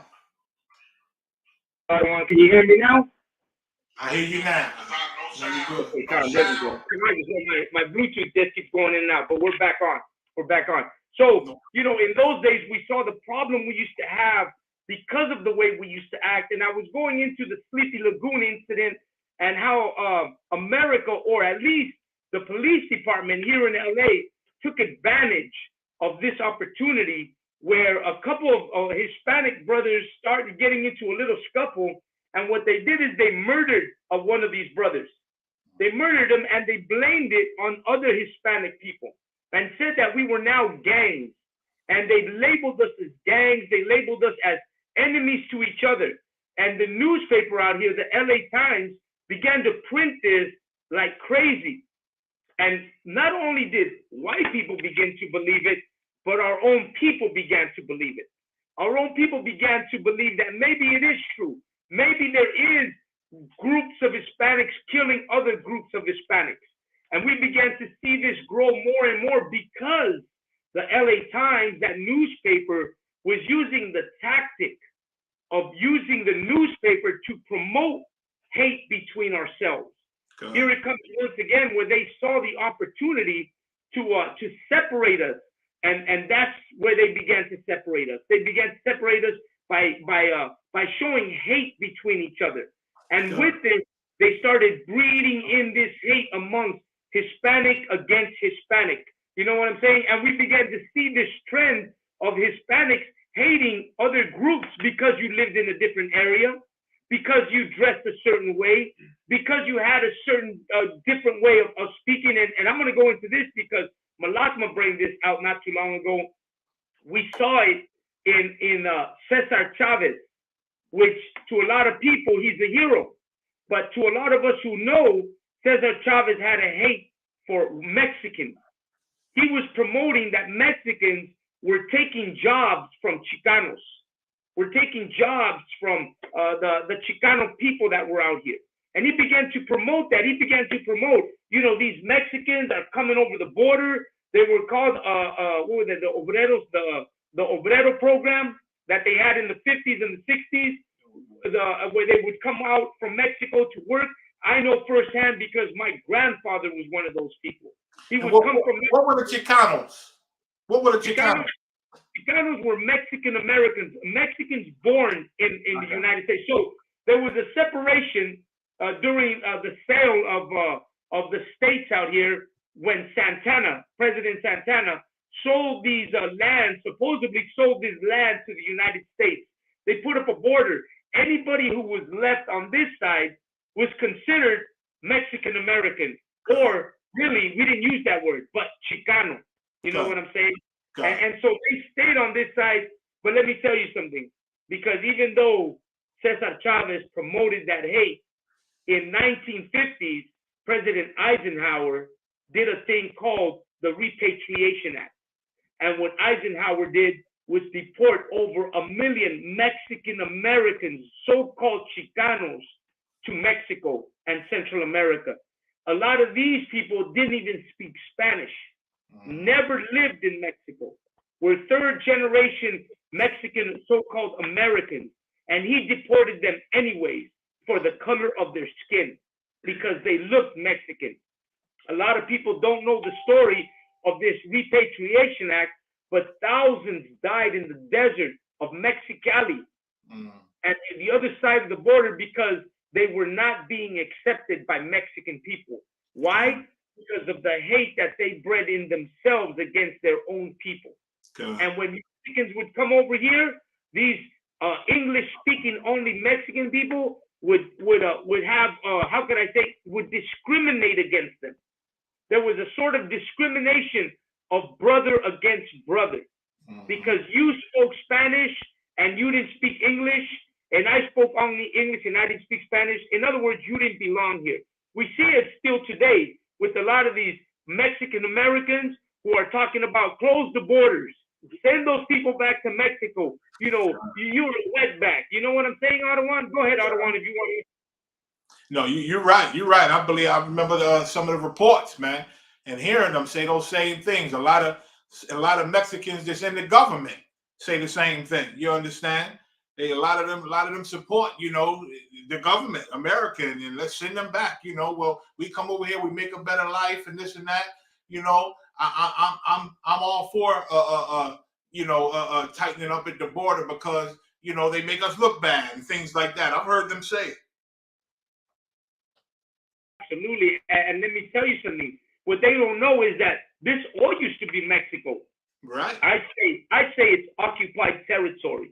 You know what I'm saying? That's what it really is, occupied territory. That's where we live, northern Mexico, occupied territory, because that's what this is. We know what a liar the white man is, and for him to tell me that he bought this land, that this was given to him legally, that's got to be a goddamn lie. Good. Because we can't believe anything this man tells us. Ain't that right, Otto? You see in the news today, it's coming out with all the land he stole. There's a family that their ancestors owned a big beachfront land in California, the Bruce family. You understand? They fight now in court to get that land back that was taken from them illegally, taken from their family. And it's a lot of them. They still go out there to celebrate and have family functions on that. It's called Bruce Beach, named after their family. But Esau took it. And now they're trying to get it back, and Esau's fighting them. Even in the news now, you got the victims of Tulsa, Oklahoma. There's a few survivors left, and their families, now they starting petitions to try to get some of that land stolen back. There's a lot of land that was taken from blacks and Hispanics, like you're saying, because once again, Mexico was way bigger than what they say it is now. It was part of America was Mexico. And of course, they lie and steal and lie and steal. You understand? I was just watching a show a couple of days ago, Billy the Kid, and they show how Gad, like Billy had shot some man, and so he now in the desert back then, riding on his horse, and he ran up on some Gadites, and the Gadites put a knife to his neck, and they said, and took his horse, and he said, "Listen, man, I'm out here alone. I'm gonna die out here. I need my horse, please." He said, "Your people done stole our land, so we ain't gonna take your life, but we gonna take your horse." And took his horse and left him out there to die. You understand? Because Gad, want their land back. And they being infiltrated. And as they're being infiltrated, they get Esau back whenever they can. You know what I'm saying? But, they always been stealing land and stealing every damn thing. That's all they do is steal. So I understand what you're saying. Con Adawan. And let me tell you something. We got Mexicans have plenty of stories. Plenty of heroes, just like those Gadites that you're speaking of. We also have, like Joaquin Murrieta. Joaquin Murrieta, a lot of people don't understand the story of this man. This man was a native Californian who had property in California, property in Arizona, property in Mexico, and he was a rich man because he knew how to get gold, how to pan gold, and he made a living off of that. And the white man saw what this man had, and they wanted him. Because, the white man don't live by the laws of the Most High. I'm pretty sure that we all know that one of the commandments is not to desire what someone else has. That's covet. That's covet. Right? That's covet. Thou shalt not covet. Thou shalt not covet. And when you covet, then you're going to steal. Right. And in order to steal, then you're going to murder. And listen, the white man don't even live by his laws, because he don't even live by his own laws. He's lawless. So that's what happened to this man, Joaquin Murrieta. The white man already began to covet. Then first he lied, then he coveted, then he stole, then he murdered. You know what I'm saying? Because he doesn't abide by any of the laws that the Most High has. We got to abide by that because we know in that same order, we got to recognize that when you begin to covet something, all the other laws are about to be broken. When you look at a woman and that's your brother's woman, man, you can expect all the other things to happen, to fall right behind it. Because you coveted that woman, you're going to lie. Because you lied, you're going to have to do something to mend that. You're going to end up murdering your brother, or he's going to end up murdering you, because you break one law and all the other laws fall into place just like a domino effect. You know what I'm saying? That's what happened, and that's what happened to this man. And this man became a legend. You know what I'm saying? He became a legend because they murdered his sister, they murdered his brother-in-law, they stole his property, they beat and almost killed him. In the end, all he had left was to become a martyr for the Mexican people. And if you've ever seen that movie, what is that? Zorro? The movie Zorro? If you've ever seen that movie Zorro, it's kind of based on the story of Joaquin Murrieta. And you know, the Hollywood version makes it look, you know, somewhat romantic, whatever you want to call it. But in real life, you know, Joaquin Murrieta was killing white people, was stealing their horses, was breaking into their homes, was burning down their houses. He became a vigilante for the Hispanic people. And he had a price on his head because what they wanted was him dead because of all that he did. You know what I'm saying? And this man overcame everything. In the end, they caught him, you know, cut off his head, put it in this jar, and it became a circus thing where they would take his head around and show it off for, you know, for a price. A trophy, you know, a trophy. A trophy. And that's the way the white man is, you know. But with his death, he raised a lot of young men who wanted to be just like him. A lot of men who called themselves Joaquin Murrieta. And they became the next vigilantes. You know what I'm saying? The spirit put courage in him. God, the spirit that we've had, the spirit that's in the Bible of men of war, we've always carried that spirit. We're still around. We're still here. The thing is that we're asleep and we don't understand the power we have or who we are. We are those kids. We are those Joaquin Murrietas.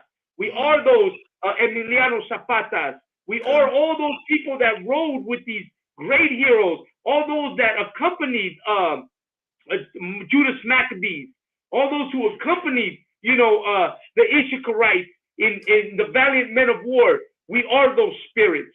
The question is, when will we wake up and take our place once again as men of war? You know what I'm saying, Adawan? Kind of the one, you know the answer to that, because it's why you do what you do, it's why I do what I do, it's why we in the ISUBK do what we do. There's only one answer to that. You understand? To be them men of the war again, we have to return and take on the spirit of Christ. And there's only one place to do that. You know what I'm saying? Now it's all over the earth now, all over America and Trinidad, you know, in Jamaica, in the UK, we all over Canada, you understand? We all over, but there's only one place, you know, where you come to get that spirit that we need to unify, that spirit that we need to build, that spirit of Christ. You understand? The Commander Johnny Yohanan and taught all of us, you know, that's what we need. That's what they lacking. That's what, you know, even the I forget the names. What's those tribes under the Aztecs? What's one of them or two of them? We got the Mexica. The Mexica. As wise as the Mexica are and all those different tribes, they just lack that one thing. You understand? They had love for each other, but how do you show that love for each other when you don't know what laws to follow? You know what I'm saying? How do Mexicans truly love each other if they've been cut off from the spirit of Christ? How do Puerto Ricans love each other if they've been cut off from the spirit of Christ? Black people, we can't love each other because we've been cut off from the spirit of Christ. So the only way to get that unity back and the only way to be strong and be those men of war again is to get the spirit of Christ in the ISUBK. Or otherwise, you're going to be tough and you're going to be men of war, but how much of a man of war are you if you're only killing your people? You understand? If you're only going to war with each other, you understand? And once again, if the Aztecs got strong, let's say right now in 2022, if the Aztecs got strong, there will still be division in Issachar. If the Black Panthers got strong, there will still be division in Judah. You understand? If the Gadite tribes if one of them got strong above the others, there will still be division. They will still fight each other because we need that spirit of Christ in anything we do. That's the only thing that'll guide us and show us how to keep this unity and how to really be strong in the eyes of the Lord. And then once again, that's why we do what we do, Kazak. And it's an honor, you know, to be hearing you and seeing your shows and to roll with you and them brothers down there with you. because that's our job. That's our number one priority, to bring these hard-headed Judites together with these hard-headed Issacharites, together with these hard-headed Gadites and Ephraimites, and you know, and bring them together in one fold again. And you doing it. You understand?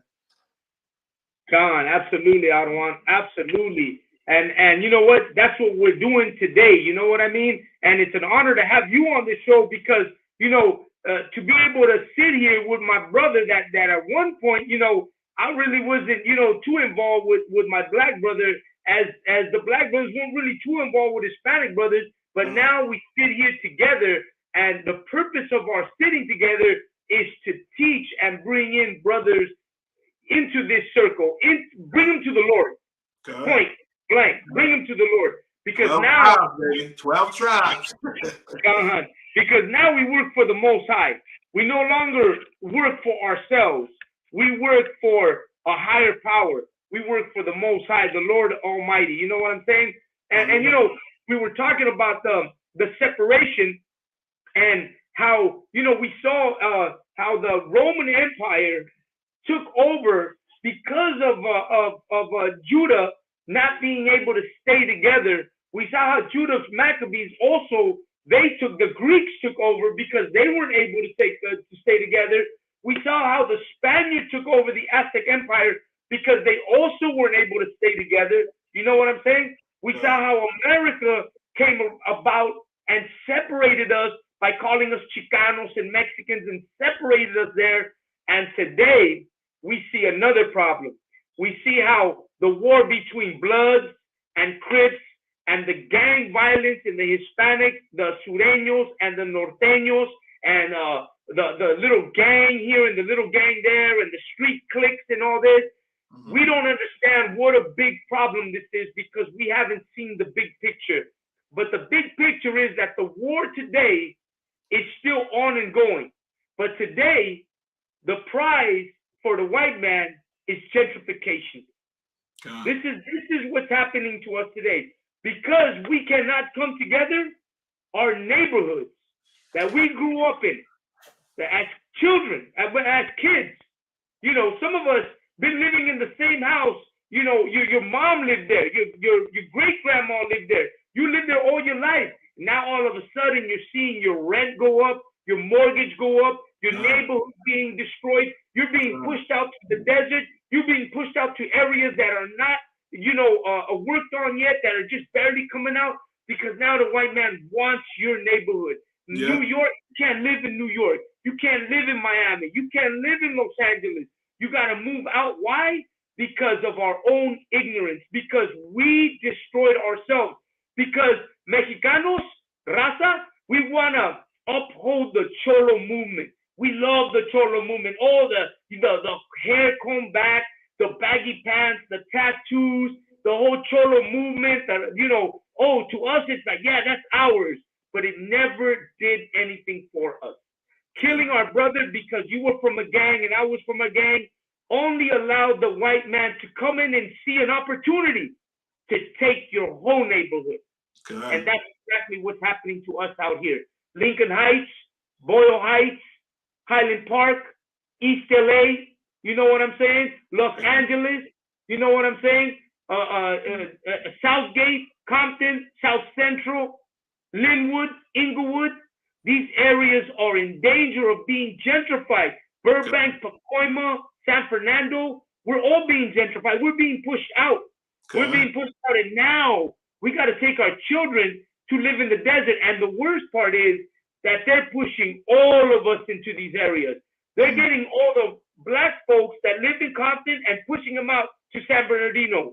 They're getting all the Mexicans that live in San Fernando and pushing them out to San Bernardino. All the Mexicans that live in East LA and Boyle Heights and pushing them out to San Bernardino. And in San Bernardino, it's becoming a war zone. Because now you've got all these different people that didn't grow up together now being all put into one single place. And San Bernardino is actually named one of the worst places to be in California. It's a war zone. And you know what, Ottawa? That's where our school is at. I can, you can't, and I can imagine, but and the poverty that goes with it, pushing them all together, and then the poverty, making you turn against each other because they too strong to fight. Can't fight them; they too strong. They get the maximum time, but I can get away with hurting my brother. You understand? So we go to war with each other. Same thing in parts of Philadelphia. In South Philly, my daughter, she grew up in a certain school in South Philly, right? It was an all-black school. Drove past it the other day. My wife tell me that's an all Edomite school now. You understand? Because they didn't moved on them neighborhoods and pushed, blacks and Hispanics out. It was Issacharites used to live over there in that area in South Philly. Now that they didn't gentrified the hell out of it. Even parts in the North Philly. North Philly is the hood, the ghetto once upon a time. But again, they got Temple University over there, and they gentrifying all them neighborhoods, putting blue lights on every block, every corner, rebuilding them houses out there. And again, they've been not collecting taxes on black people for many, many years. And black people thought, oh man, they don't even collect taxes no more because it was the plot. And now they want all them many, many years of taxes back, and black people don't have it, so they got to leave. And that's part of pushing them out, gentrification, you understand? So it's happening everywhere. Oh, absolutely, Otto. And we can see that happening in Puerto Rico also. Our Puerto Rican brothers ain't far from that. We're seeing how America, when Puerto Rico went through that storm, went through that earthquake, went through that hurricane, America didn't help Puerto Rico. They didn't help them. They didn't give them money. They didn't send them anything, no kind of anything, any kind of help. And now that the place is destroyed, now they're talking about Puerto Rico don't have to pay taxes. You ain't got no taxes to pay. You can go over there if you're a corporation and build your business there, and you don't have to pay taxes. Let me tell you something, Arwan. They're not doing that for the people of Puerto Rico. They're doing that for white folks can move out there with their corporations and their businesses, and they're taking over their land. They're buying their houses. They're taking it. And the sad part is, Arwan, is that Puerto Rican people are being offered $50,000, $60,000. I'm going to go overhead. $80,000 for their property. And Puerto Rican people are thinking, oh, hell yeah, $80,000. And they're taking that money. And then they're coming to America and realizing that with $80,000, they are not buying any kind of property out here. No. You ain't going nowhere with $80,000.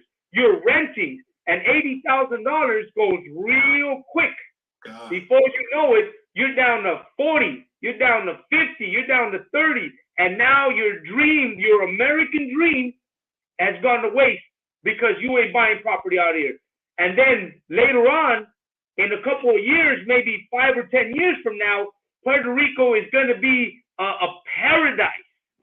And those people who sold their property are going to realize I did the wrong thing. My land is now worth $500,000. My property that I once had is now worth $100,000, and I sold it for nothing. What is that precept? So which one? The one where they think up little what is that?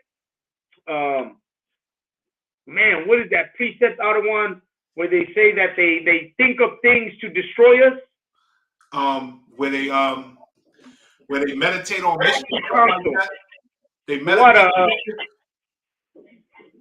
Salaki says, Salaki. I was thinking the crafty counsel. Kasharwan gave me that right now. It's the crafty counsel, Ottawan. Crafty counsel. Psalms 83. Psalms 83, Ottawan. Good. And go ahead. I got Oscar Ward here with me, and he's going to read it for us. Go ahead, Oscar Ward. So this is the book of Psalms, chapter 83 and verse 3. They have taken crafty counsel against thy people and consulted against thy hidden ones. Man, they taking crafty counsel. Ottawan, they're sitting there in the White House. They sitting there in their table, and they're thinking of ways that they can prosper while we demise, while we're destroyed, while we're being sent to nothing. You know what I'm saying, sir? And this is their crafty counsel right here. What do you think about that? You're right. Read on. Like, and that's, listen, once again, it's all been a plot. You know, that council is meetings. They sit and talk about us. Like, black people think, you know, white people don't think about them at all. They do think about you. They think about us a lot. And Hispanics, they think about us. They think about how they can keep us subdued, how they can further oppress us, how they can get a tighter hold on us. So they have crafty counsel, gun. And this is a heavy scripture. You gonna read on?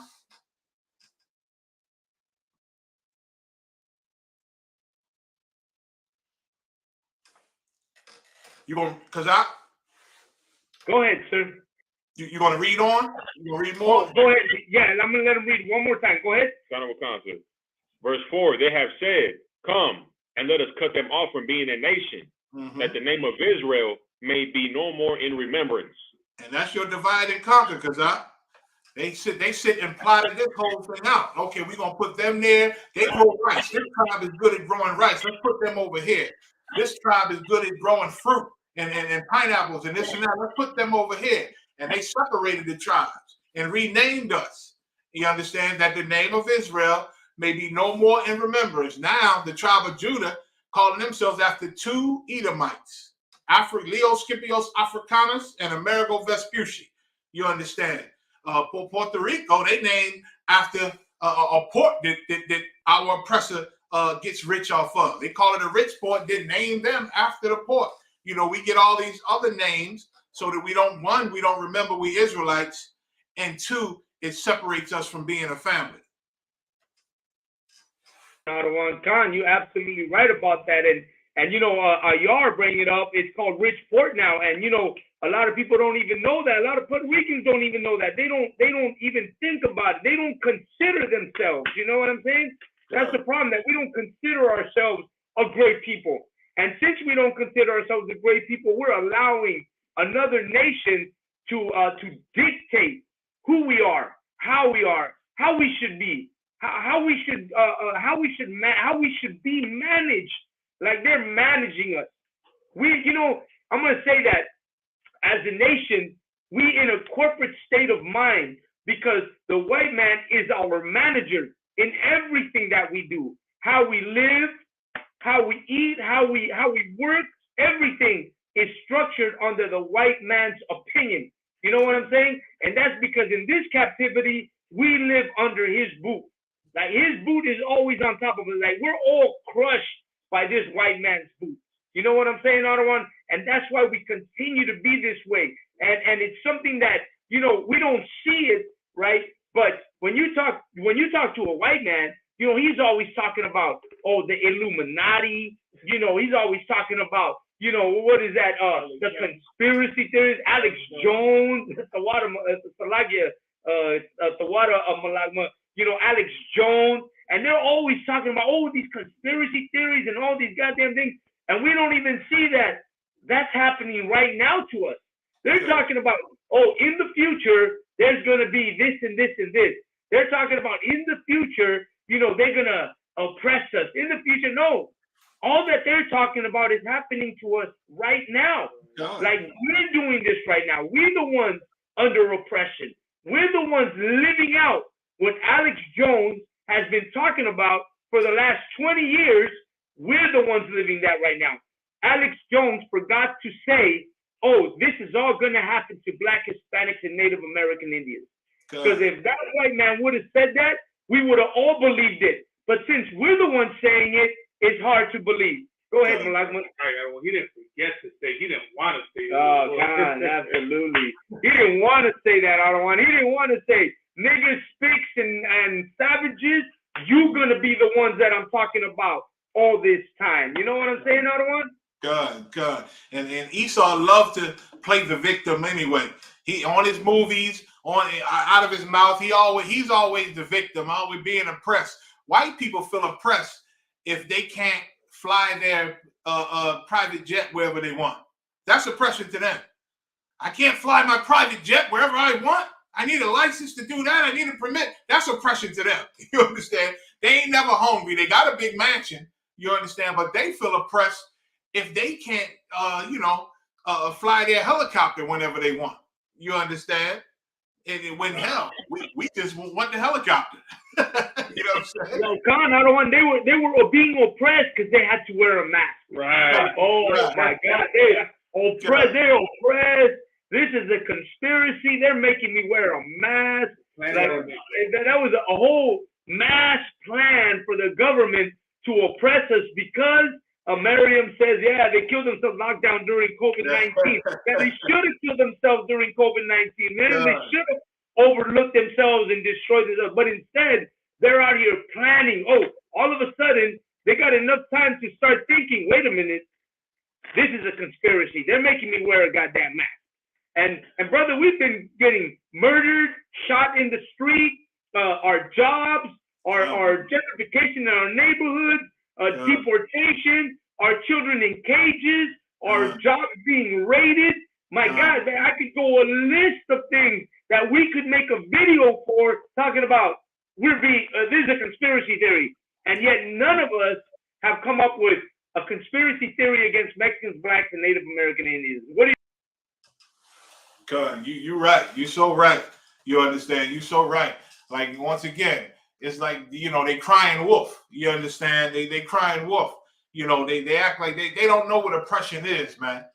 They don't know what oppression is. I like when that brother said, Akkad made a video one time and he put this brother's voice in it, and the brother said, ain't nothing else you can do to blacks and Hispanics. Nothing more you can do to hurt us. We done been through everything. We done been beat by you. We done been burned by you. We done been lynched by you. We done had acid poured on us by you. We done been hung and set on fire, families at a time. It's nothing, no more you can do to us to make us afraid, because we done been through your worst. We done been through your worst, and we know what it is to be terrorized. We know what it is to be oppressed. You don't know. You understand?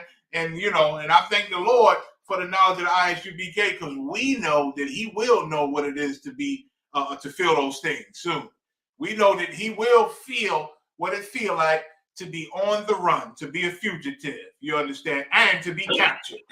You understand? Khan, absolutely. But in part, Adawan, it's our own fault, and in part, it's because we've chosen to follow. Man, even our own people, like us Mexicans.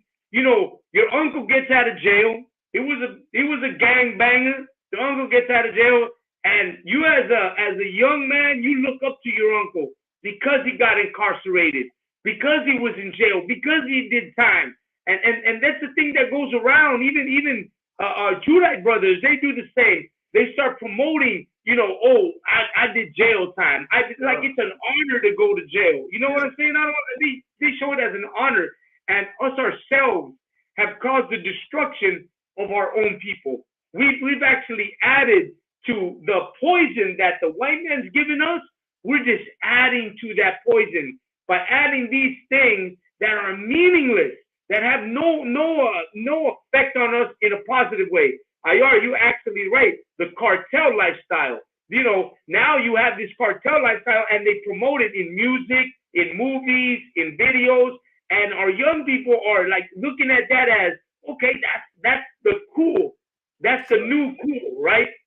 And we're so blinded by the destruction of our own people because we've been educated like that we cannot see beyond the ignorance. You know what I mean? Once again, you're absolutely right. You understand? Those things are looked up to. Once again, the scriptures say, they're turning the things upside down, shall be esteemed as the potter's clay. Like the potter is the creator. He's God. So they're turning the things upside down. People look at them and the way they have things right now, like they're God, and this is how things should be. But it's not. Once again, criminals are glorified. Murders are glorified. You got movies where the CIA is murdering and the FBI is murdering people and putting hits out on people. People they think going mess up their sting or mess up their bust or tell and uncover they undercover and it might get out, so they actually go murders. They putting it out there and it's accepted that the CIA are a bunch of murderers, the FBI, and they supposed to be, they still the police, still supposed to protect and serve. But it's known that these people are murderers. They'll murder you. You understand? And so that's what this society makes us look up to. And like you said, the cartel, young Hispanics looking up to the cartel because they're tough and you can get what you want and you can be this. That's looked at like a good thing. With the Judah, you know, Ephraim also, you know what I'm saying, the drug dealer, the big drug dealer who will kill you that everybody's scared of. I want to get on his team. You know, I want to be a part of that. You understand? Like the raps, like Cardi B just made some video. Like she want to change her life. She hate the fact that she made that new video she made called Shake It. You understand? Well, all they talking about is murder and hoeing. You understand? And she regret making that video and regret all them other nasty things she did because she want to be a mother now. You understand? She want to be a mother. She got kids. Now she got the money. She got the fame. Now she get to look back on how she got it and feel ashamed now. You understand? And say, I want a different type of life. I want to be different because that's not the good. Of course, in this kingdom, those are good things. And they teach our youth to aspire to be drug dealers and killers and what they call them, goons. And I forget that new young word for hitman. But they want to aspire to be those things.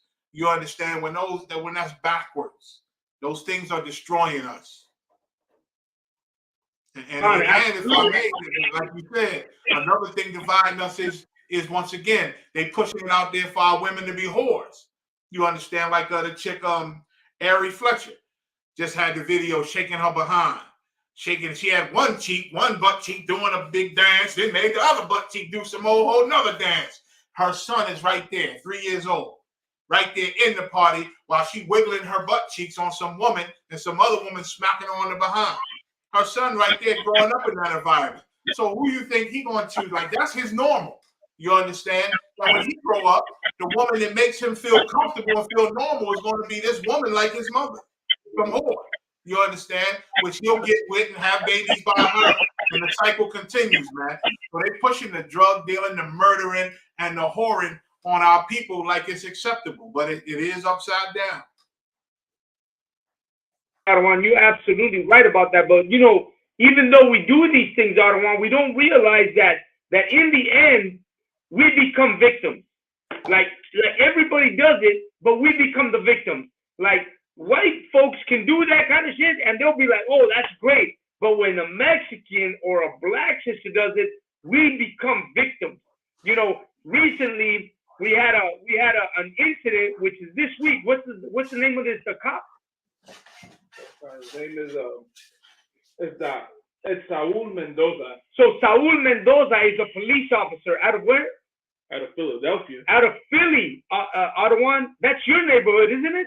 Yes. Out of Philly. And this officer, man, he's about to do heavy time because of an incident that occurred to him. But if it had been a white cop, this would be a whole different story. But we're about to read a little bit just so you can understand how wrong we are as Black, Hispanics, and Native American Indians, thinking that we the same as our oppressor, thinking that we the same as you know, as we've been saying. You know, it's been decades, centuries. It's been man, generations. It's been, man, civilizations where we try to do just as them, try to be with them. The Aztecs trying to be, the Texcalas trying to be with the Spaniards, the Israelites trying to be with the Greeks, and we trying to assimilate into a culture that hates us, and in return, we become victims.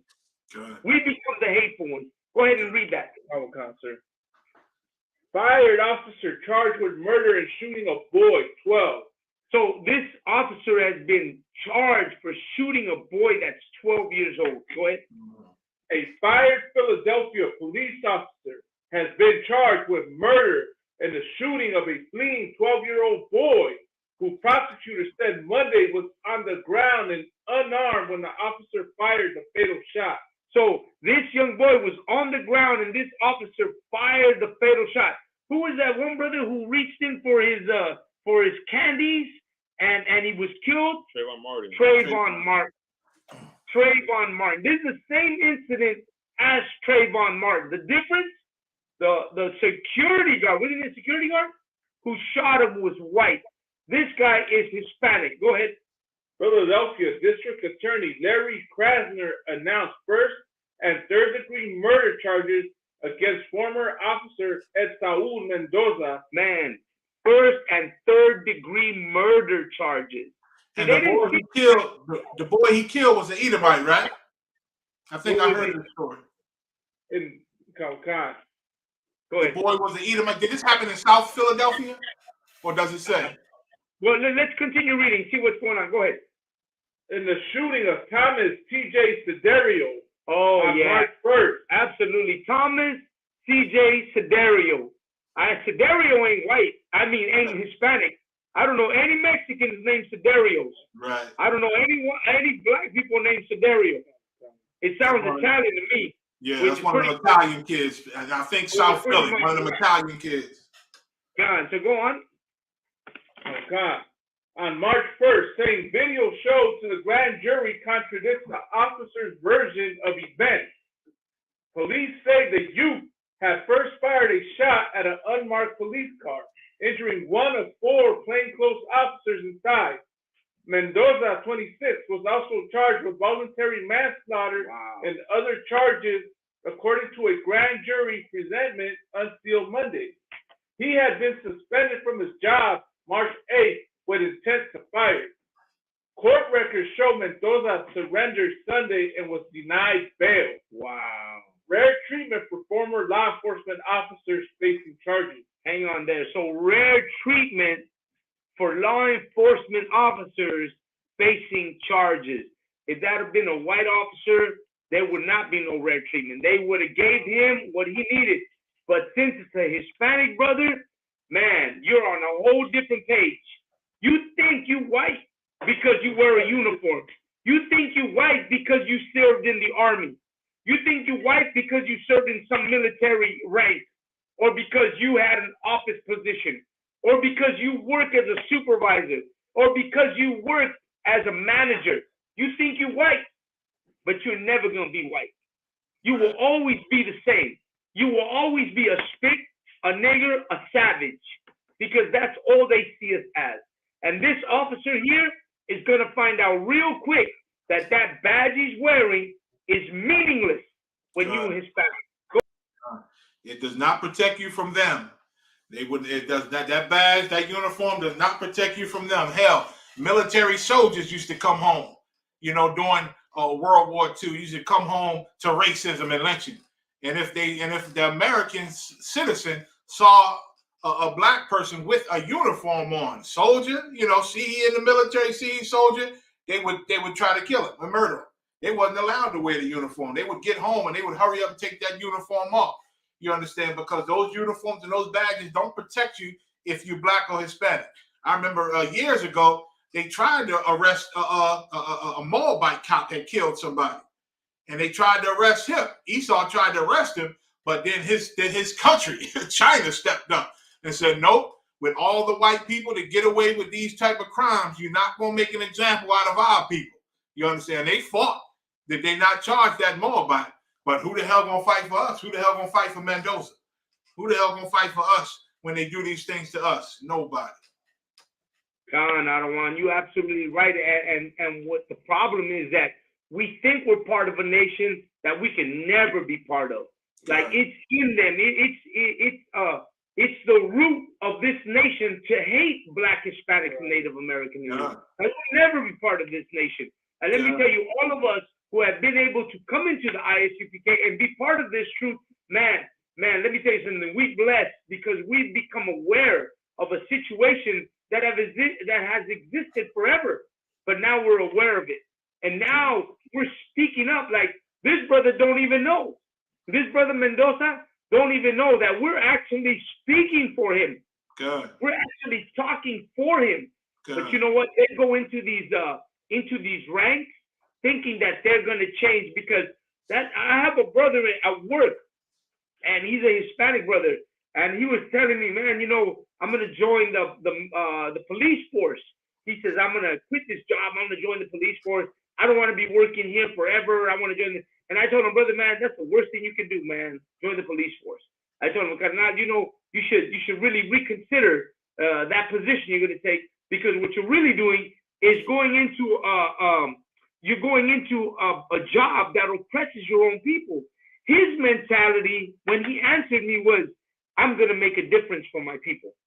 I'm gonna go in there and I'm gonna change how it is for my people don't have to go through that.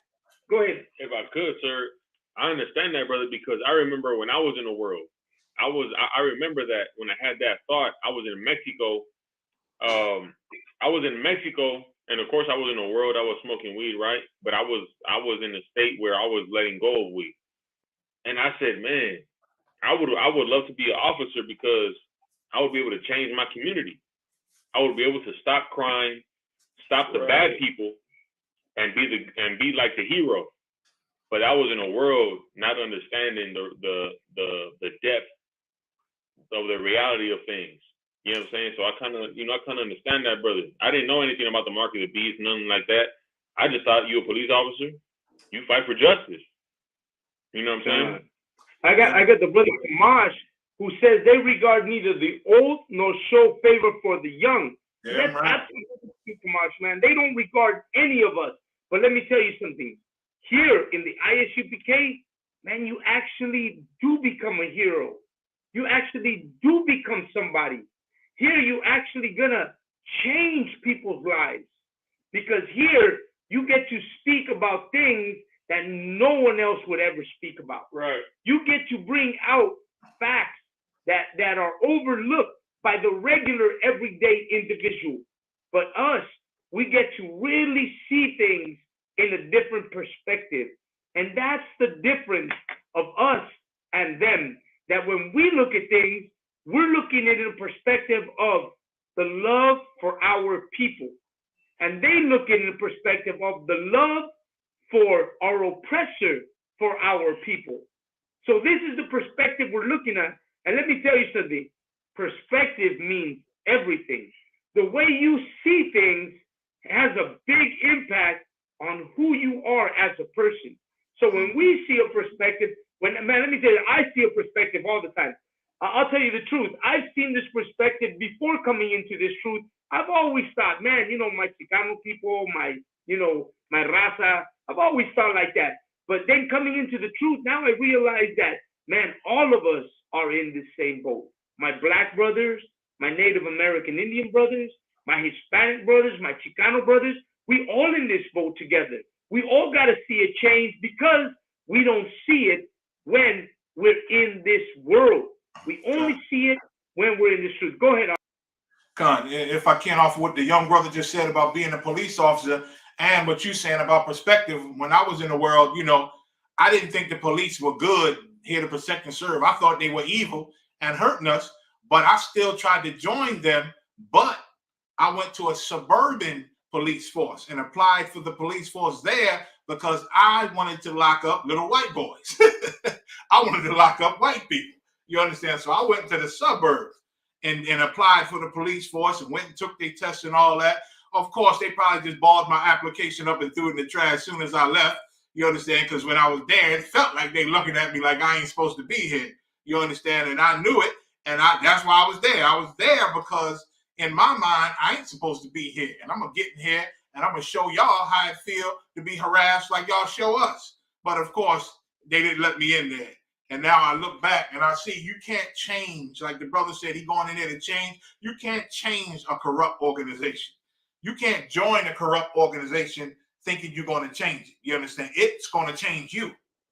Or you're going to be stressed out and die trying to change, Satan into good. The Lord said, who can make straight that which I have made crooked? You understand? You fighting against a force that the Lord made to be crooked. You understand? So, I know our people, we full of love and optimism, but, we fooling ourselves thinking we can join the police force and make them good. Hell, police is in the force now, or ex-police. They'll tell you, we fought against the racism. We tried to expose them corrupt cops, and now we fight without a job. You understand? Right. And I think that brother Mendoza is finding out the hard way that what you're saying is pretty much true, man. Like we can't go in there and try to be with them. And that brother Mendoza, man, he tried to be a good cop, but obviously, he's following the ways of his oppressor. Because if you'd have followed the ways of your own people, you would know that, you know, you ain't just gonna shoot nobody just to shoot nobody. You know what I'm saying? You're gonna have some respect, but this brother obviously got caught up in the wrong way, and now he's gonna feel, man, he's gonna be an example for all other cops. Like they're using this brother as an example. They ain't gonna use no white man as an example. They're gonna use this brother as an example. Go ahead, Oscar Ward. So, Lucky, I don't want, if I could, I just want to clarify. Like at the time, I knew about corrupt police, but I think I don't remember exactly what I was thinking, but I think I thought something like I would be a better cop than these other cops. I think that's what I was thinking. Like I would be a better cop than them because they do a terrible job or something like that. I can't really remember. It was something along those lines because I definitely knew about corrupt cops because I remember a damn cop took me to jail, took me to county for jaywalking for no damn reason. So I definitely knew about these damn cops. And I totally understand where you're coming from. Like being an Israelite, being the brother that you were in the world, even without the truth, you had love for the community. So you figure if you join them, maybe they'll put you in the community and you'll show the people that we can be good officers, we can be kind, and we can look out. And there are officers like that. They make videos sometimes, little black officers. They come and play basketball with the brothers at the courts and different things. You know, they try to put that persona, that some of us, are not murderers. And all of them might not be murderers, but you part of a murderous club. Don't look good on you. You know, it kind of hurts what you're trying to do. You know what I'm saying? And they so powerful in their murder. You understand that, you really, it's damn near a losing fight. But I understand where you're coming from. Donald Khan, sir. Khan, Adawan. You know, me, as for myself, I was in high school, and one of my older brother, he was in ROTC, and he'd be telling me, get into ROTC. I'd be like, hell no, I ain't never gonna get into no goddamn. I was like completely anti any kind of uniform. I never thought, man, for me, it was far from that. What I did do was get into that Mecha club, the Mexican, clubs and Chicano clubs. That's what I did get into, but into ROTC. And then my brother went out onto some ship because he was in Navy ROTC. He got to go onto some ship and shit, and he showed pictures. And I ain't gonna lie to you, at some point I look at those pictures and I was thinking, man, maybe I should have joined because, man, he's looking all like, respectful. But my ass was never respectful. I was always like, hell, I ain't never gonna get out. And I think for a moment, I thought maybe I should, but then I came to my senses and I said, fuck that. I ain't never gonna get into this. Yeah, they paint a good picture, boy. Some uniforms are sharp and creased, and you know what I'm saying? I used to work down at Penn's Landing at the docks in Philadelphia when I was, in high school. And so, a lot of times we get to go on them boats to pull up, them boats with the sailors and all that. We get to go on and, go in their kitchen there. Listen, they got the best food on them boats, man. They got a whole kitchen and chefs and, you know what I'm saying? And that, seeing them come off there and they press uniforms and looking military and professional, and they sell you the commercials, boy. You jumping out of planes and ropes and all that and swimming with machines underwater, breathing machines and, floating in the water.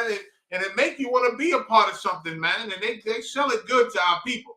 And so that's how they get a lot of our people, man. We in poverty, we in the hood, we tired of the drug dealing, we the murders all over the place. We just want to get away. So we choose that, not knowing any better, thinking we'll be away from the drama and learn to be strong and adventurous and adventure in life. And so we do it, but find out who we working for later, man. And you know what I'm saying, and regret it a lot of times. We regret it. So, but I thank the Lord, like he stopped you, he stopped me, because the recruiters were coming to my house back then, trying to get me to sign something and join, and I just avoided them. You know what I mean? I tell them, all right, y'all gonna be here at 4 o'clock. I know I wasn't gonna be there at 4 o'clock. You understand? So, go ahead. I remember my carnal used to come home with a dummy gun, and he used to do some kind of spinning shit with it and put it to the right, hit the left. And I'd be like, man, all I knew about that gun was I'm going to aim it and I didn't know nothing like that. Go ahead, Malak Masalagi. Hey, Shalom, General, Yabashir, what's up? Yabashir, what's up? Like, I just wanted to add, so I know that another reason why a lot of Israelites want to join these South military is because they go with the mentality that Yeah, we're gonna join East House military. We're gonna learn all them warfare tactics. We're gonna learn how to fire a weapon. And so when we get out of the military, we're gonna, form our own revolutionary groups, and we're gonna use that to, against the oppressor. I know that's one of the reasons why I wanted to join East House military in the world. That's how we're gonna learn all that and use that against East House. And God, absolutely. As for me, Ardawan, I just couldn't, I couldn't swallow that pill. Tell you the truth, I couldn't swallow that pill. I used to see my brother come in with his uniform and his ROTC and his fake dummy gun and be out there practicing his spins and shit. And me, I was like, man, I'm trying to spin on these turntables. I ain't trying to spin on that shit. You know what I mean? Because I was just anti that. I was just completely anti that. I never was. Right. But getting back to the point, all this that we're talking about is just the way that they do it to paint a picture of something better for us. When in reality, through all that, like even my brother's thing, through all that, you still have to move out of our neighborhood because the rent is too high. You still got to move out of your place because you can't afford it. We still living in this poverty no matter what. We went and fought in World War I. We went and fought in World War II. We went and fought in Vietnam, in Korea, in Afghanistan, and in all these Iraq, and we still came back to live in the housing projects, in the ghettos, in the low income, in the Native Indian reservations. We still came back to live in them. We died in all these battles, in all these wars for America, so that the white man could have a white picket fence, so they could live their glorious life, so they could send their children to the best universities and the best colleges, and for their children could prosper, and they could leave their their inheritance to their children. What are our children inheriting? Nothing. Our children inherit the same problems that our grandfathers had, our great-grandfathers had, our great-great-grandfathers had. We're inheriting nothing. All we get is all the garbage that America has dished out to us, while they live that American dream.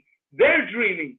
America is dreaming. America is dreaming that this place is going to last forever. America is dreaming that America is the greatest place on earth, and then it will stand the test of time. But that is a dream to them, equal to the dream that we have, that we're going to be equal to them living in America, working hard, getting all this and getting all that. Man, we're living in a dream. And it's really America's dream is the Latin American nightmare.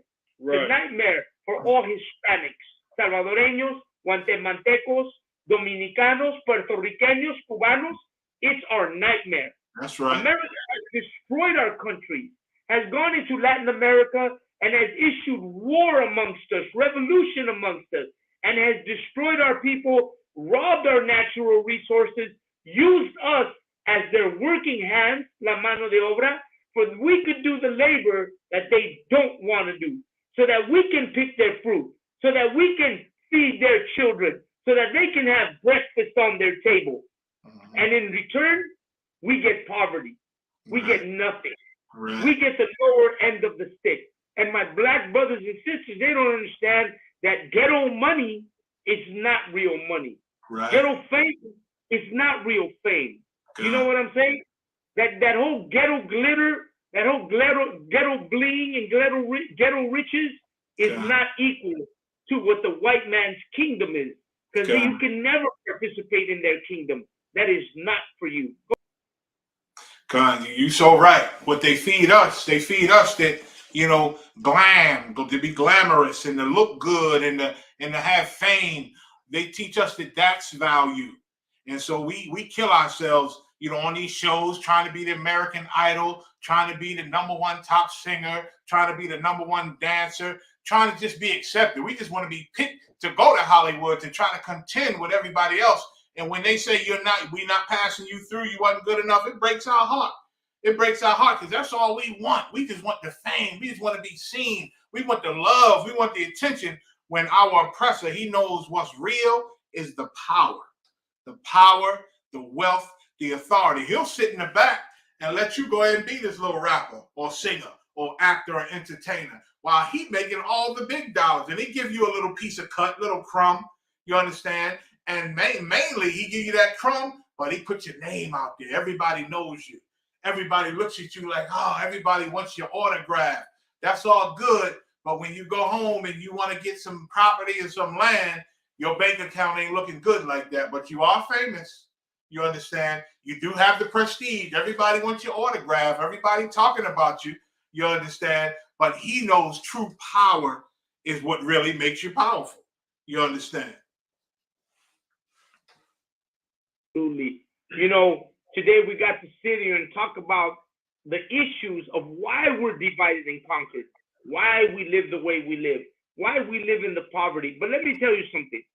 Even though we live in poverty, even though we're divided and conquered, I wouldn't want to be ever again. If I had to live again, I would still want to live this life right here. I love this life. I love being ghetto, Mexican, you know, black, whatever. You know, my neighborhood right here, my neighborhood out of one where I live, my neighbor is black. The man behind me is black. The neighbors across the street are Mexican. You know, the neighborhood across the way, the whole damn block is Mexican. I'd be hearing parties of banda and norteño all night long, and I'd rather live like this. You know, this is the love. This is the way, the life I love to live, because this is the way it should be. And can I get a scripture on that real quick? Go ahead, Arwan. Can the brothers read Revelation 2 and 9 real quick on what you're saying? Revelation 2nd chapter and the 9th verse is heavy what you're bringing out, because that's the truth. You understand? Ain't no other life for me, because you know what I'm saying? I don't want to do nothing else. I don't want to be nowhere else. I want to be amongst my people in this hell, in the ghetto, until we get out of here. You can have all the riches and the glam and the fame, and you can have all that. You understand? If my people can't go with me, then I'm gonna be right here until my king comes back. You understand? Ain't nothing else for me. Read that.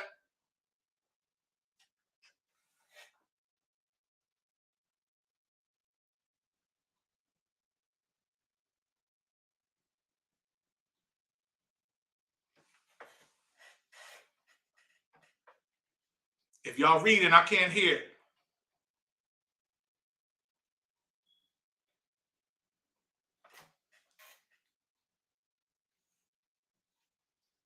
You there, Kazak?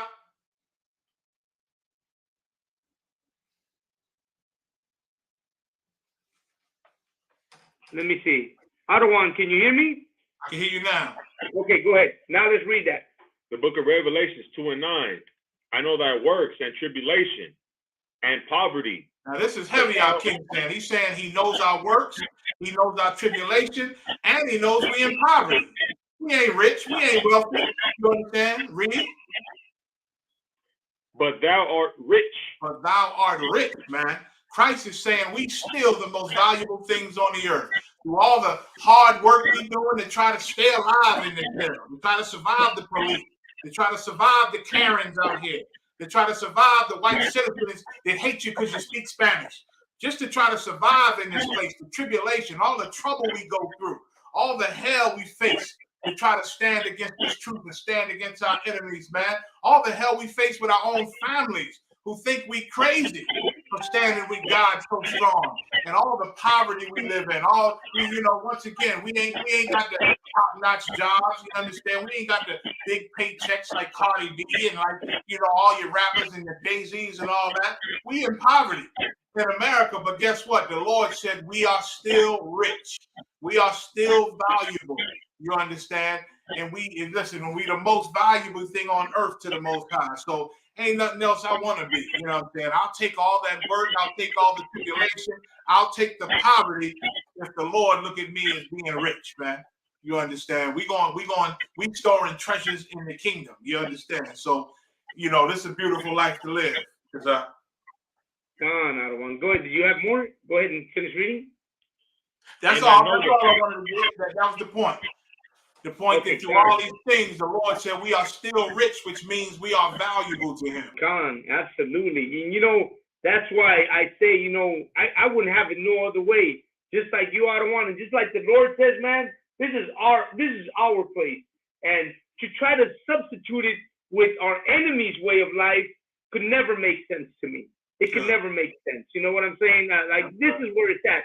And now that we're at this appointed time, you know, where we're gathering together, where we get to experience our Judite brothers, our black brothers, our Native American Indian brothers, our Hispanic brothers, and we get to all come together like at the Passover and really come together and experience each other, man. This is paradise. God. This is glorious. This is what it really is. Like, we never knew. Piece of the kingdom.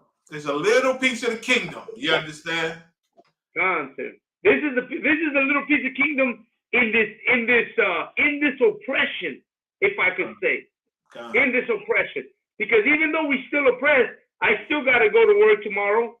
I still got to get up 8 o'clock in the morning. I still got to go slave. But tonight, this show, Adawan, and sitting here with you and with these brothers who come to the show today with me, and with all the brothers that are online, Sawab, Ryan and Miriam, the sister, and Bara, and the sister Edith and Shabar, and you know, all Ayar and all the brothers there, you know, Karak and everybody there, man. This is our little piece of the kingdom. You know what I'm saying? This is where we can gather. And I know there's a lot of other brothers and sisters there watching, and honor and glory to all of them, because we all get to come together and, you know what, and share this one thing that we all have in common, and that is realizing that this is what it's really all about. God. That right there, this is where we come together. And I'm sure that all the brothers and all the sisters who are watching this show today, we all saw each other at the Passover. We all got to share time together.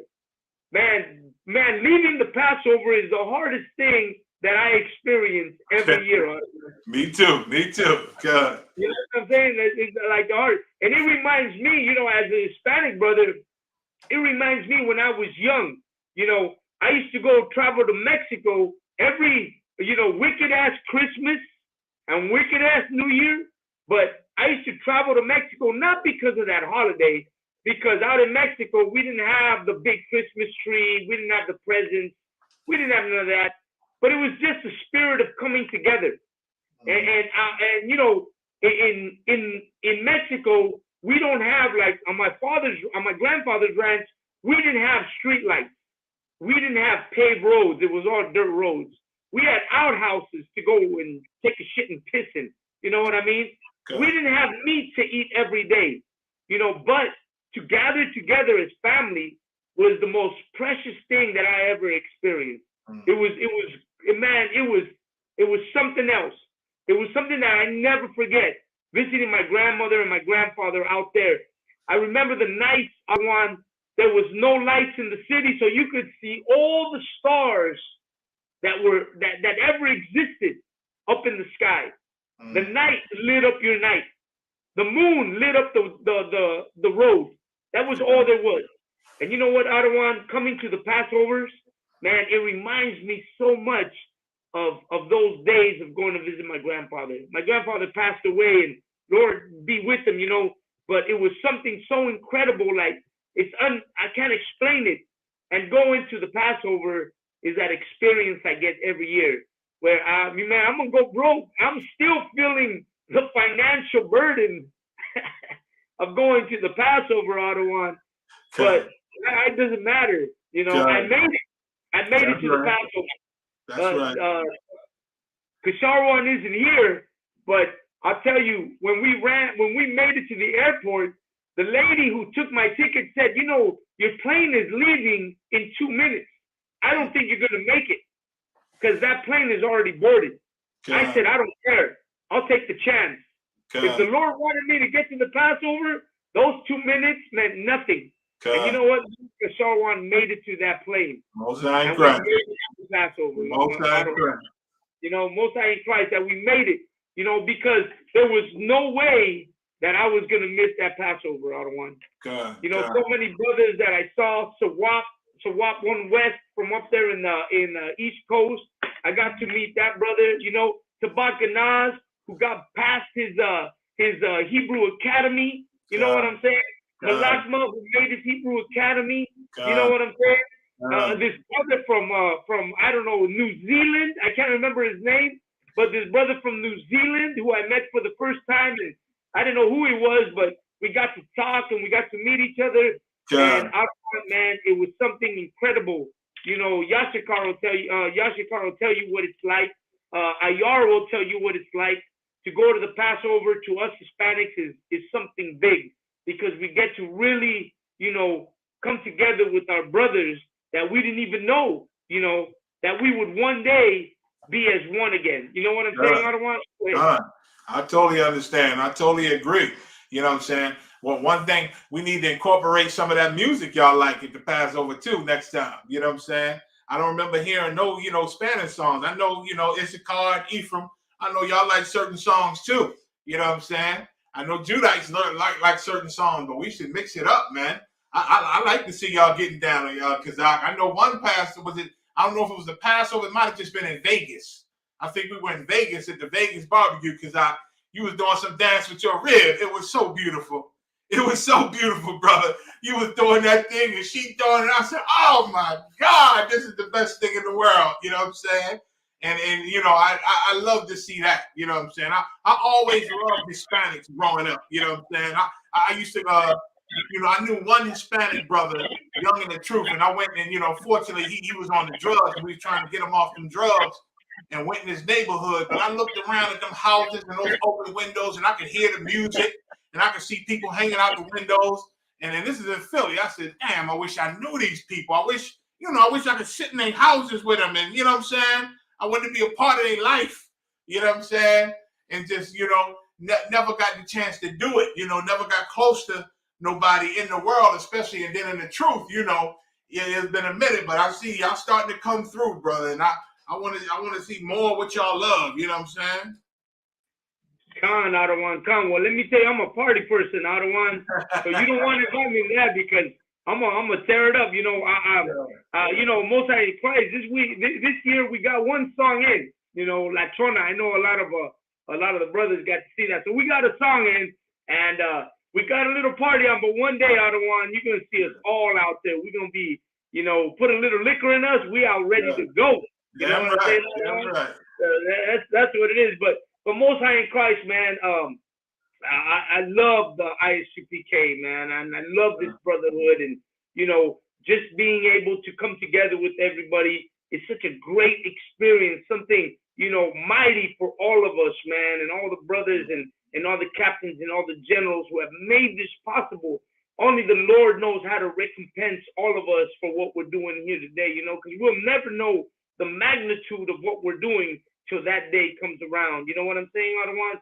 So as for today, we get to talk to our brothers and sisters and bring them into this truth so that they might share this glorious thing that we feel, you know, in ourselves, that we might be able to share with everybody. You know what I'm saying, Ottawa? This is something that should be put out there. Go ahead, Ottawa. No sweat. I agree with you. I see who that your Kyle, your Olive, Banyashikar. He said we did dance. They did the Lachana, huh? I don't know what the Lachana is, but I know it's beautiful. I wish I would have saw it. Don't worry, Ottawa. You're gonna know what it is when you start hanging around with us. A little tequila will get you going all the way. And I like some tequila. You know, Ottawa. You know, we're close to 2 hours and a half of this show. I didn't realize we were so far in. I don't want to take. I know it's late out there with you, Con. Yeah. It's about 2 in the morning almost here. Oh man. Ottawa, man, it was a pleasure and an honor having you on the show with me. And I didn't know we were gonna have such a good time. You know what I'm saying? Most I try. Listen, the water for the invite. I appreciate being here. And the water to all the brothers. Y'all carrying that camera so I can see the room? Man, I got well, I'm on my phone, but I got Lahab in here. I got Oscar War. I got Malakma.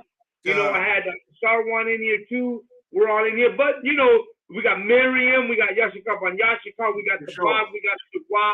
We got Ayar. We got Shamash. We got all these brothers. I think Captain Mawakwad in here too somewhere. I saw Captain Mawakwad too. You know, we're all in here, and it's just like being here with us today, because I know a lot of these brothers and sisters are on my show continually. But I'm gonna throw something at you real quick, Ottawa. I'm gonna throw an old book at you because I like bringing old books, you know. And it's Don Fernando de Alva Ixtlichotli, which is a descendant, right? A descendant of old Aztec king, and this man wrote a book in the 17 and 1600s, and his book is very precious because his book tells a lot of the history of the Aztec and Mexica and Chichimeca people. And I want to read a real quick piece of his book because I want you to understand how close we are to the Most High as Mexican people. And when people think that Mexicans are not Ishikarites, or we don't believe in God, or we didn't ever believe in God, I'm about to change your mind with the writings of this man. And this writing is very important. And it's in Spanish, so it's kind of, I'm going to translate it, right? And it says like this. First of all, it's called the revelation of Samaria. That's just to begin with. You want? I'll read it. Just to tell you, it's called the revelation of Samaria, and it's called the first revelation. And it says like this: the Toltecs reached and knew about the creation of the world and how El Tloque Nahuaque created it. Now, the word Tloque Cahuaque in the Nahuatl language, which is the original language my people spoke after Hebrew, right, means the creator. That's what that word means. Tloque Nahuaque means the creator. And he says how he created, right, the world and everything else that is in it, like the plants, the mountains, the animals, etc.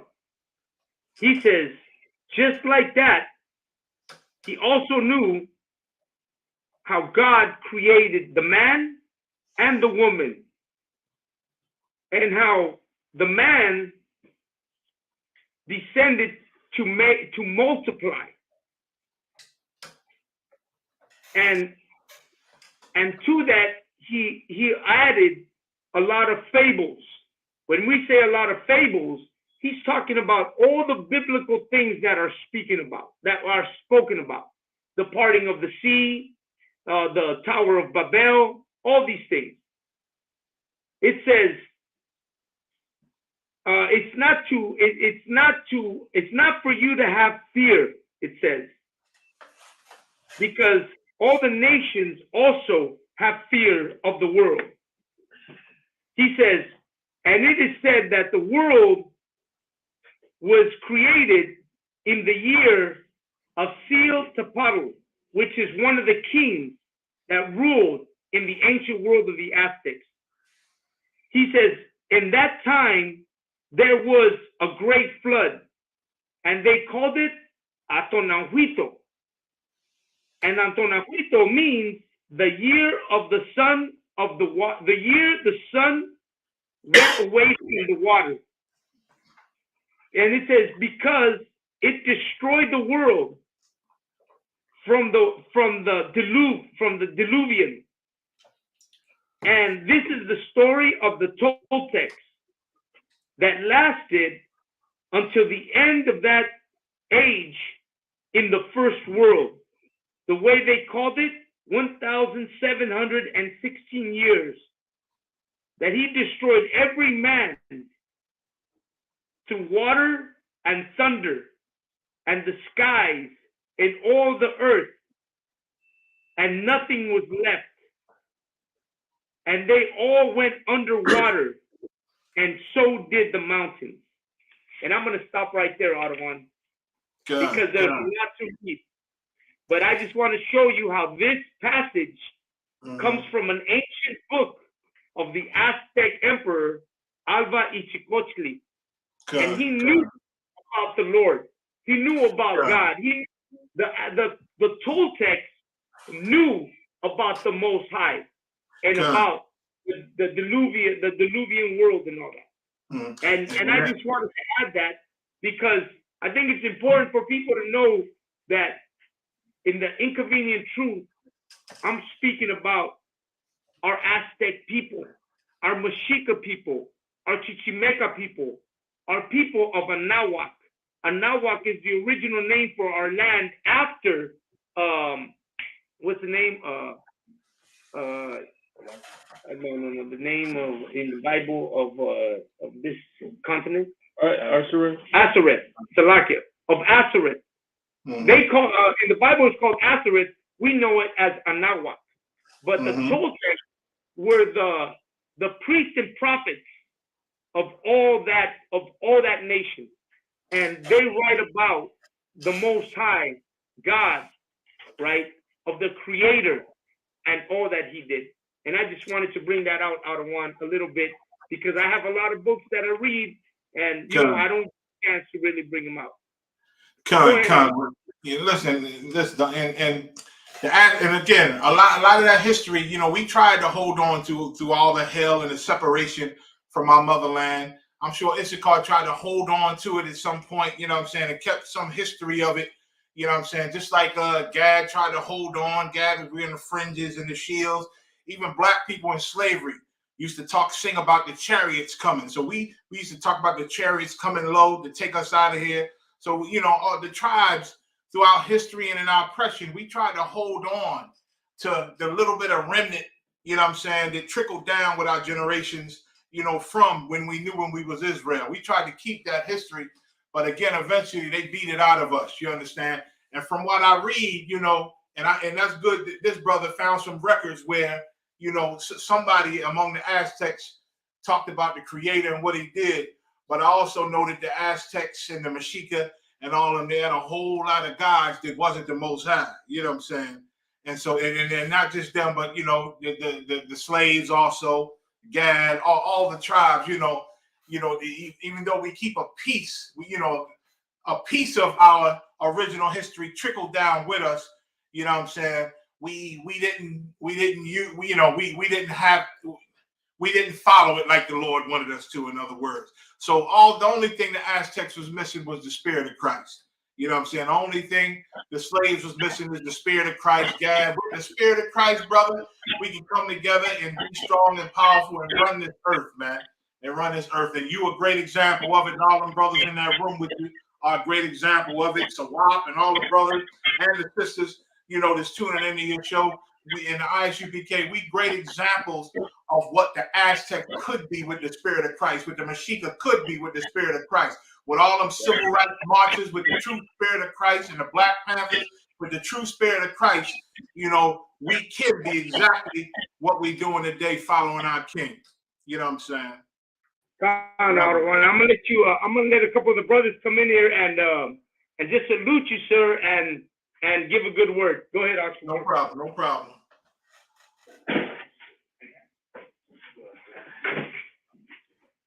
Hey, shalom, General. Shalom, mighty man. Yabba Shema Shabrakatah. Tawada for having me, King. Tawada. Damn right. Kind of concert. Good to see you, sir. It's good to have a class with you. You know what I'm saying? Brother, Malak might gonna come up, sir. God, Tawada.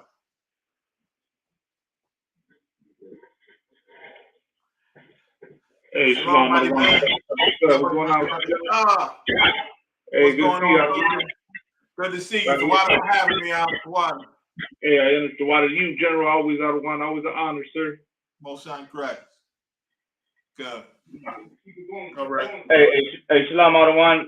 Y'all can tell it's Lahab, sir. It's like my head's uncovered, and I got delivery. What's going on, Lahab? Tawada for having me, mighty man. Hey, Tawada for being on the show, Adawan, and Lord Allah, we see you at the Cali Cookout soon, Adawan. You know it. I'm just waiting on the date. That's all. Bay Area, Adawan. It's gonna be Northern California. That's what it's looking like. Lord Allah, we see you there. Okay. No sweat. Okay. How you doing though, sir? Everything good? Yeah, I'm good, brother. I'm good. You know what I'm saying? Rocking it out. getting it in. You know what I'm saying? Can't wait to the next event. Can't wait to the next gathering. All I do after a big event we have, I go home and can't wait to the next event. That's all. That's my life. Oh, God. So we go. You know what? We go see you in Chicago as well. Where? Say that again. Oh, Chicago. No sweat. No sweat. I'll definitely be there. I think that's the end of July, right? Con, no problem. All right. All right, Ottawa. Well, let me get back in here real quick. Just wanted you to salute all the brothers here before we go. But I want to thank you, Ottawa, for being on the show. Most High in Christ, we'd love to have you on the show again. You know, prepare another show, do this all over again. I'm glad you were here with us, man. It's an honor to have you on the Inconvenient Truth, Ottawa. It is an honor to have any of the generals here with us and representing with us, man. I'm pretty sure everybody had a real good, informative night tonight. You know what I'm saying? Because this was a real good show. One for the books. Most High in Christ. Most High in Christ. The water again. It felt good being here. The water. You know, Ottawa, we're going to be in Chicago for the Chicago Fire Weekend. We're going to be doing a lecture out there. Most High in Christ, that you might be able to make it out there with us. But it's me and Captain Asha Parayam and Captain Captain Kadzazal, Salakia, Captain Kadzazal. Captain Kadzazal is going to be out there with us also for his new book, the new book signing and things like that. So we're going to be out there inviting everybody to come out there and take some time to go out to Chicago and join us for this fire weekend out in Chicago. Make plans. It's July 28th, I believe. We're going to be out there to be able to make this happen. Once again, Ottawa, the you say yourself, Kakaza, y'all gonna be out there doing what? What are y'all gonna be doing? So like I said, we're gonna be doing a lecture. I'm gonna be doing a lecture with Captain Asha Parayam. We're gonna be doing a lecture on Hispanics and Puerto Ricans. It's gonna be called Before Columbus. So we're going to be talking a little bit of what we talked about here. I'm going to bring out some heavy information about what we were like before the conquest. And just like today, that little piece I wrote about, you know, that we believed in God before they got here, you know, I'm going to bringing out more information. That I brought out is nothing compared to what I have prepared for that lecture itself. You know what I'm saying, sir? Just make sure, because I make sure with everything y'all teach, right? Make sure y'all don't leave the people thinking that is the answer. You know what I'm saying? To join the Mashika, to join these other things. Make sure in your teaching and showing how great we were before Columbus, just make sure you add in there how we should be. Like the only answer is you in the ISUPK. Make sure y'all just add that piece in there. That spirit of Christ that's needed with every little thing. You understand? You know, sir, I know that there's a Mashika movement. I know that there's an African Pan movement. I know that there's all these movements.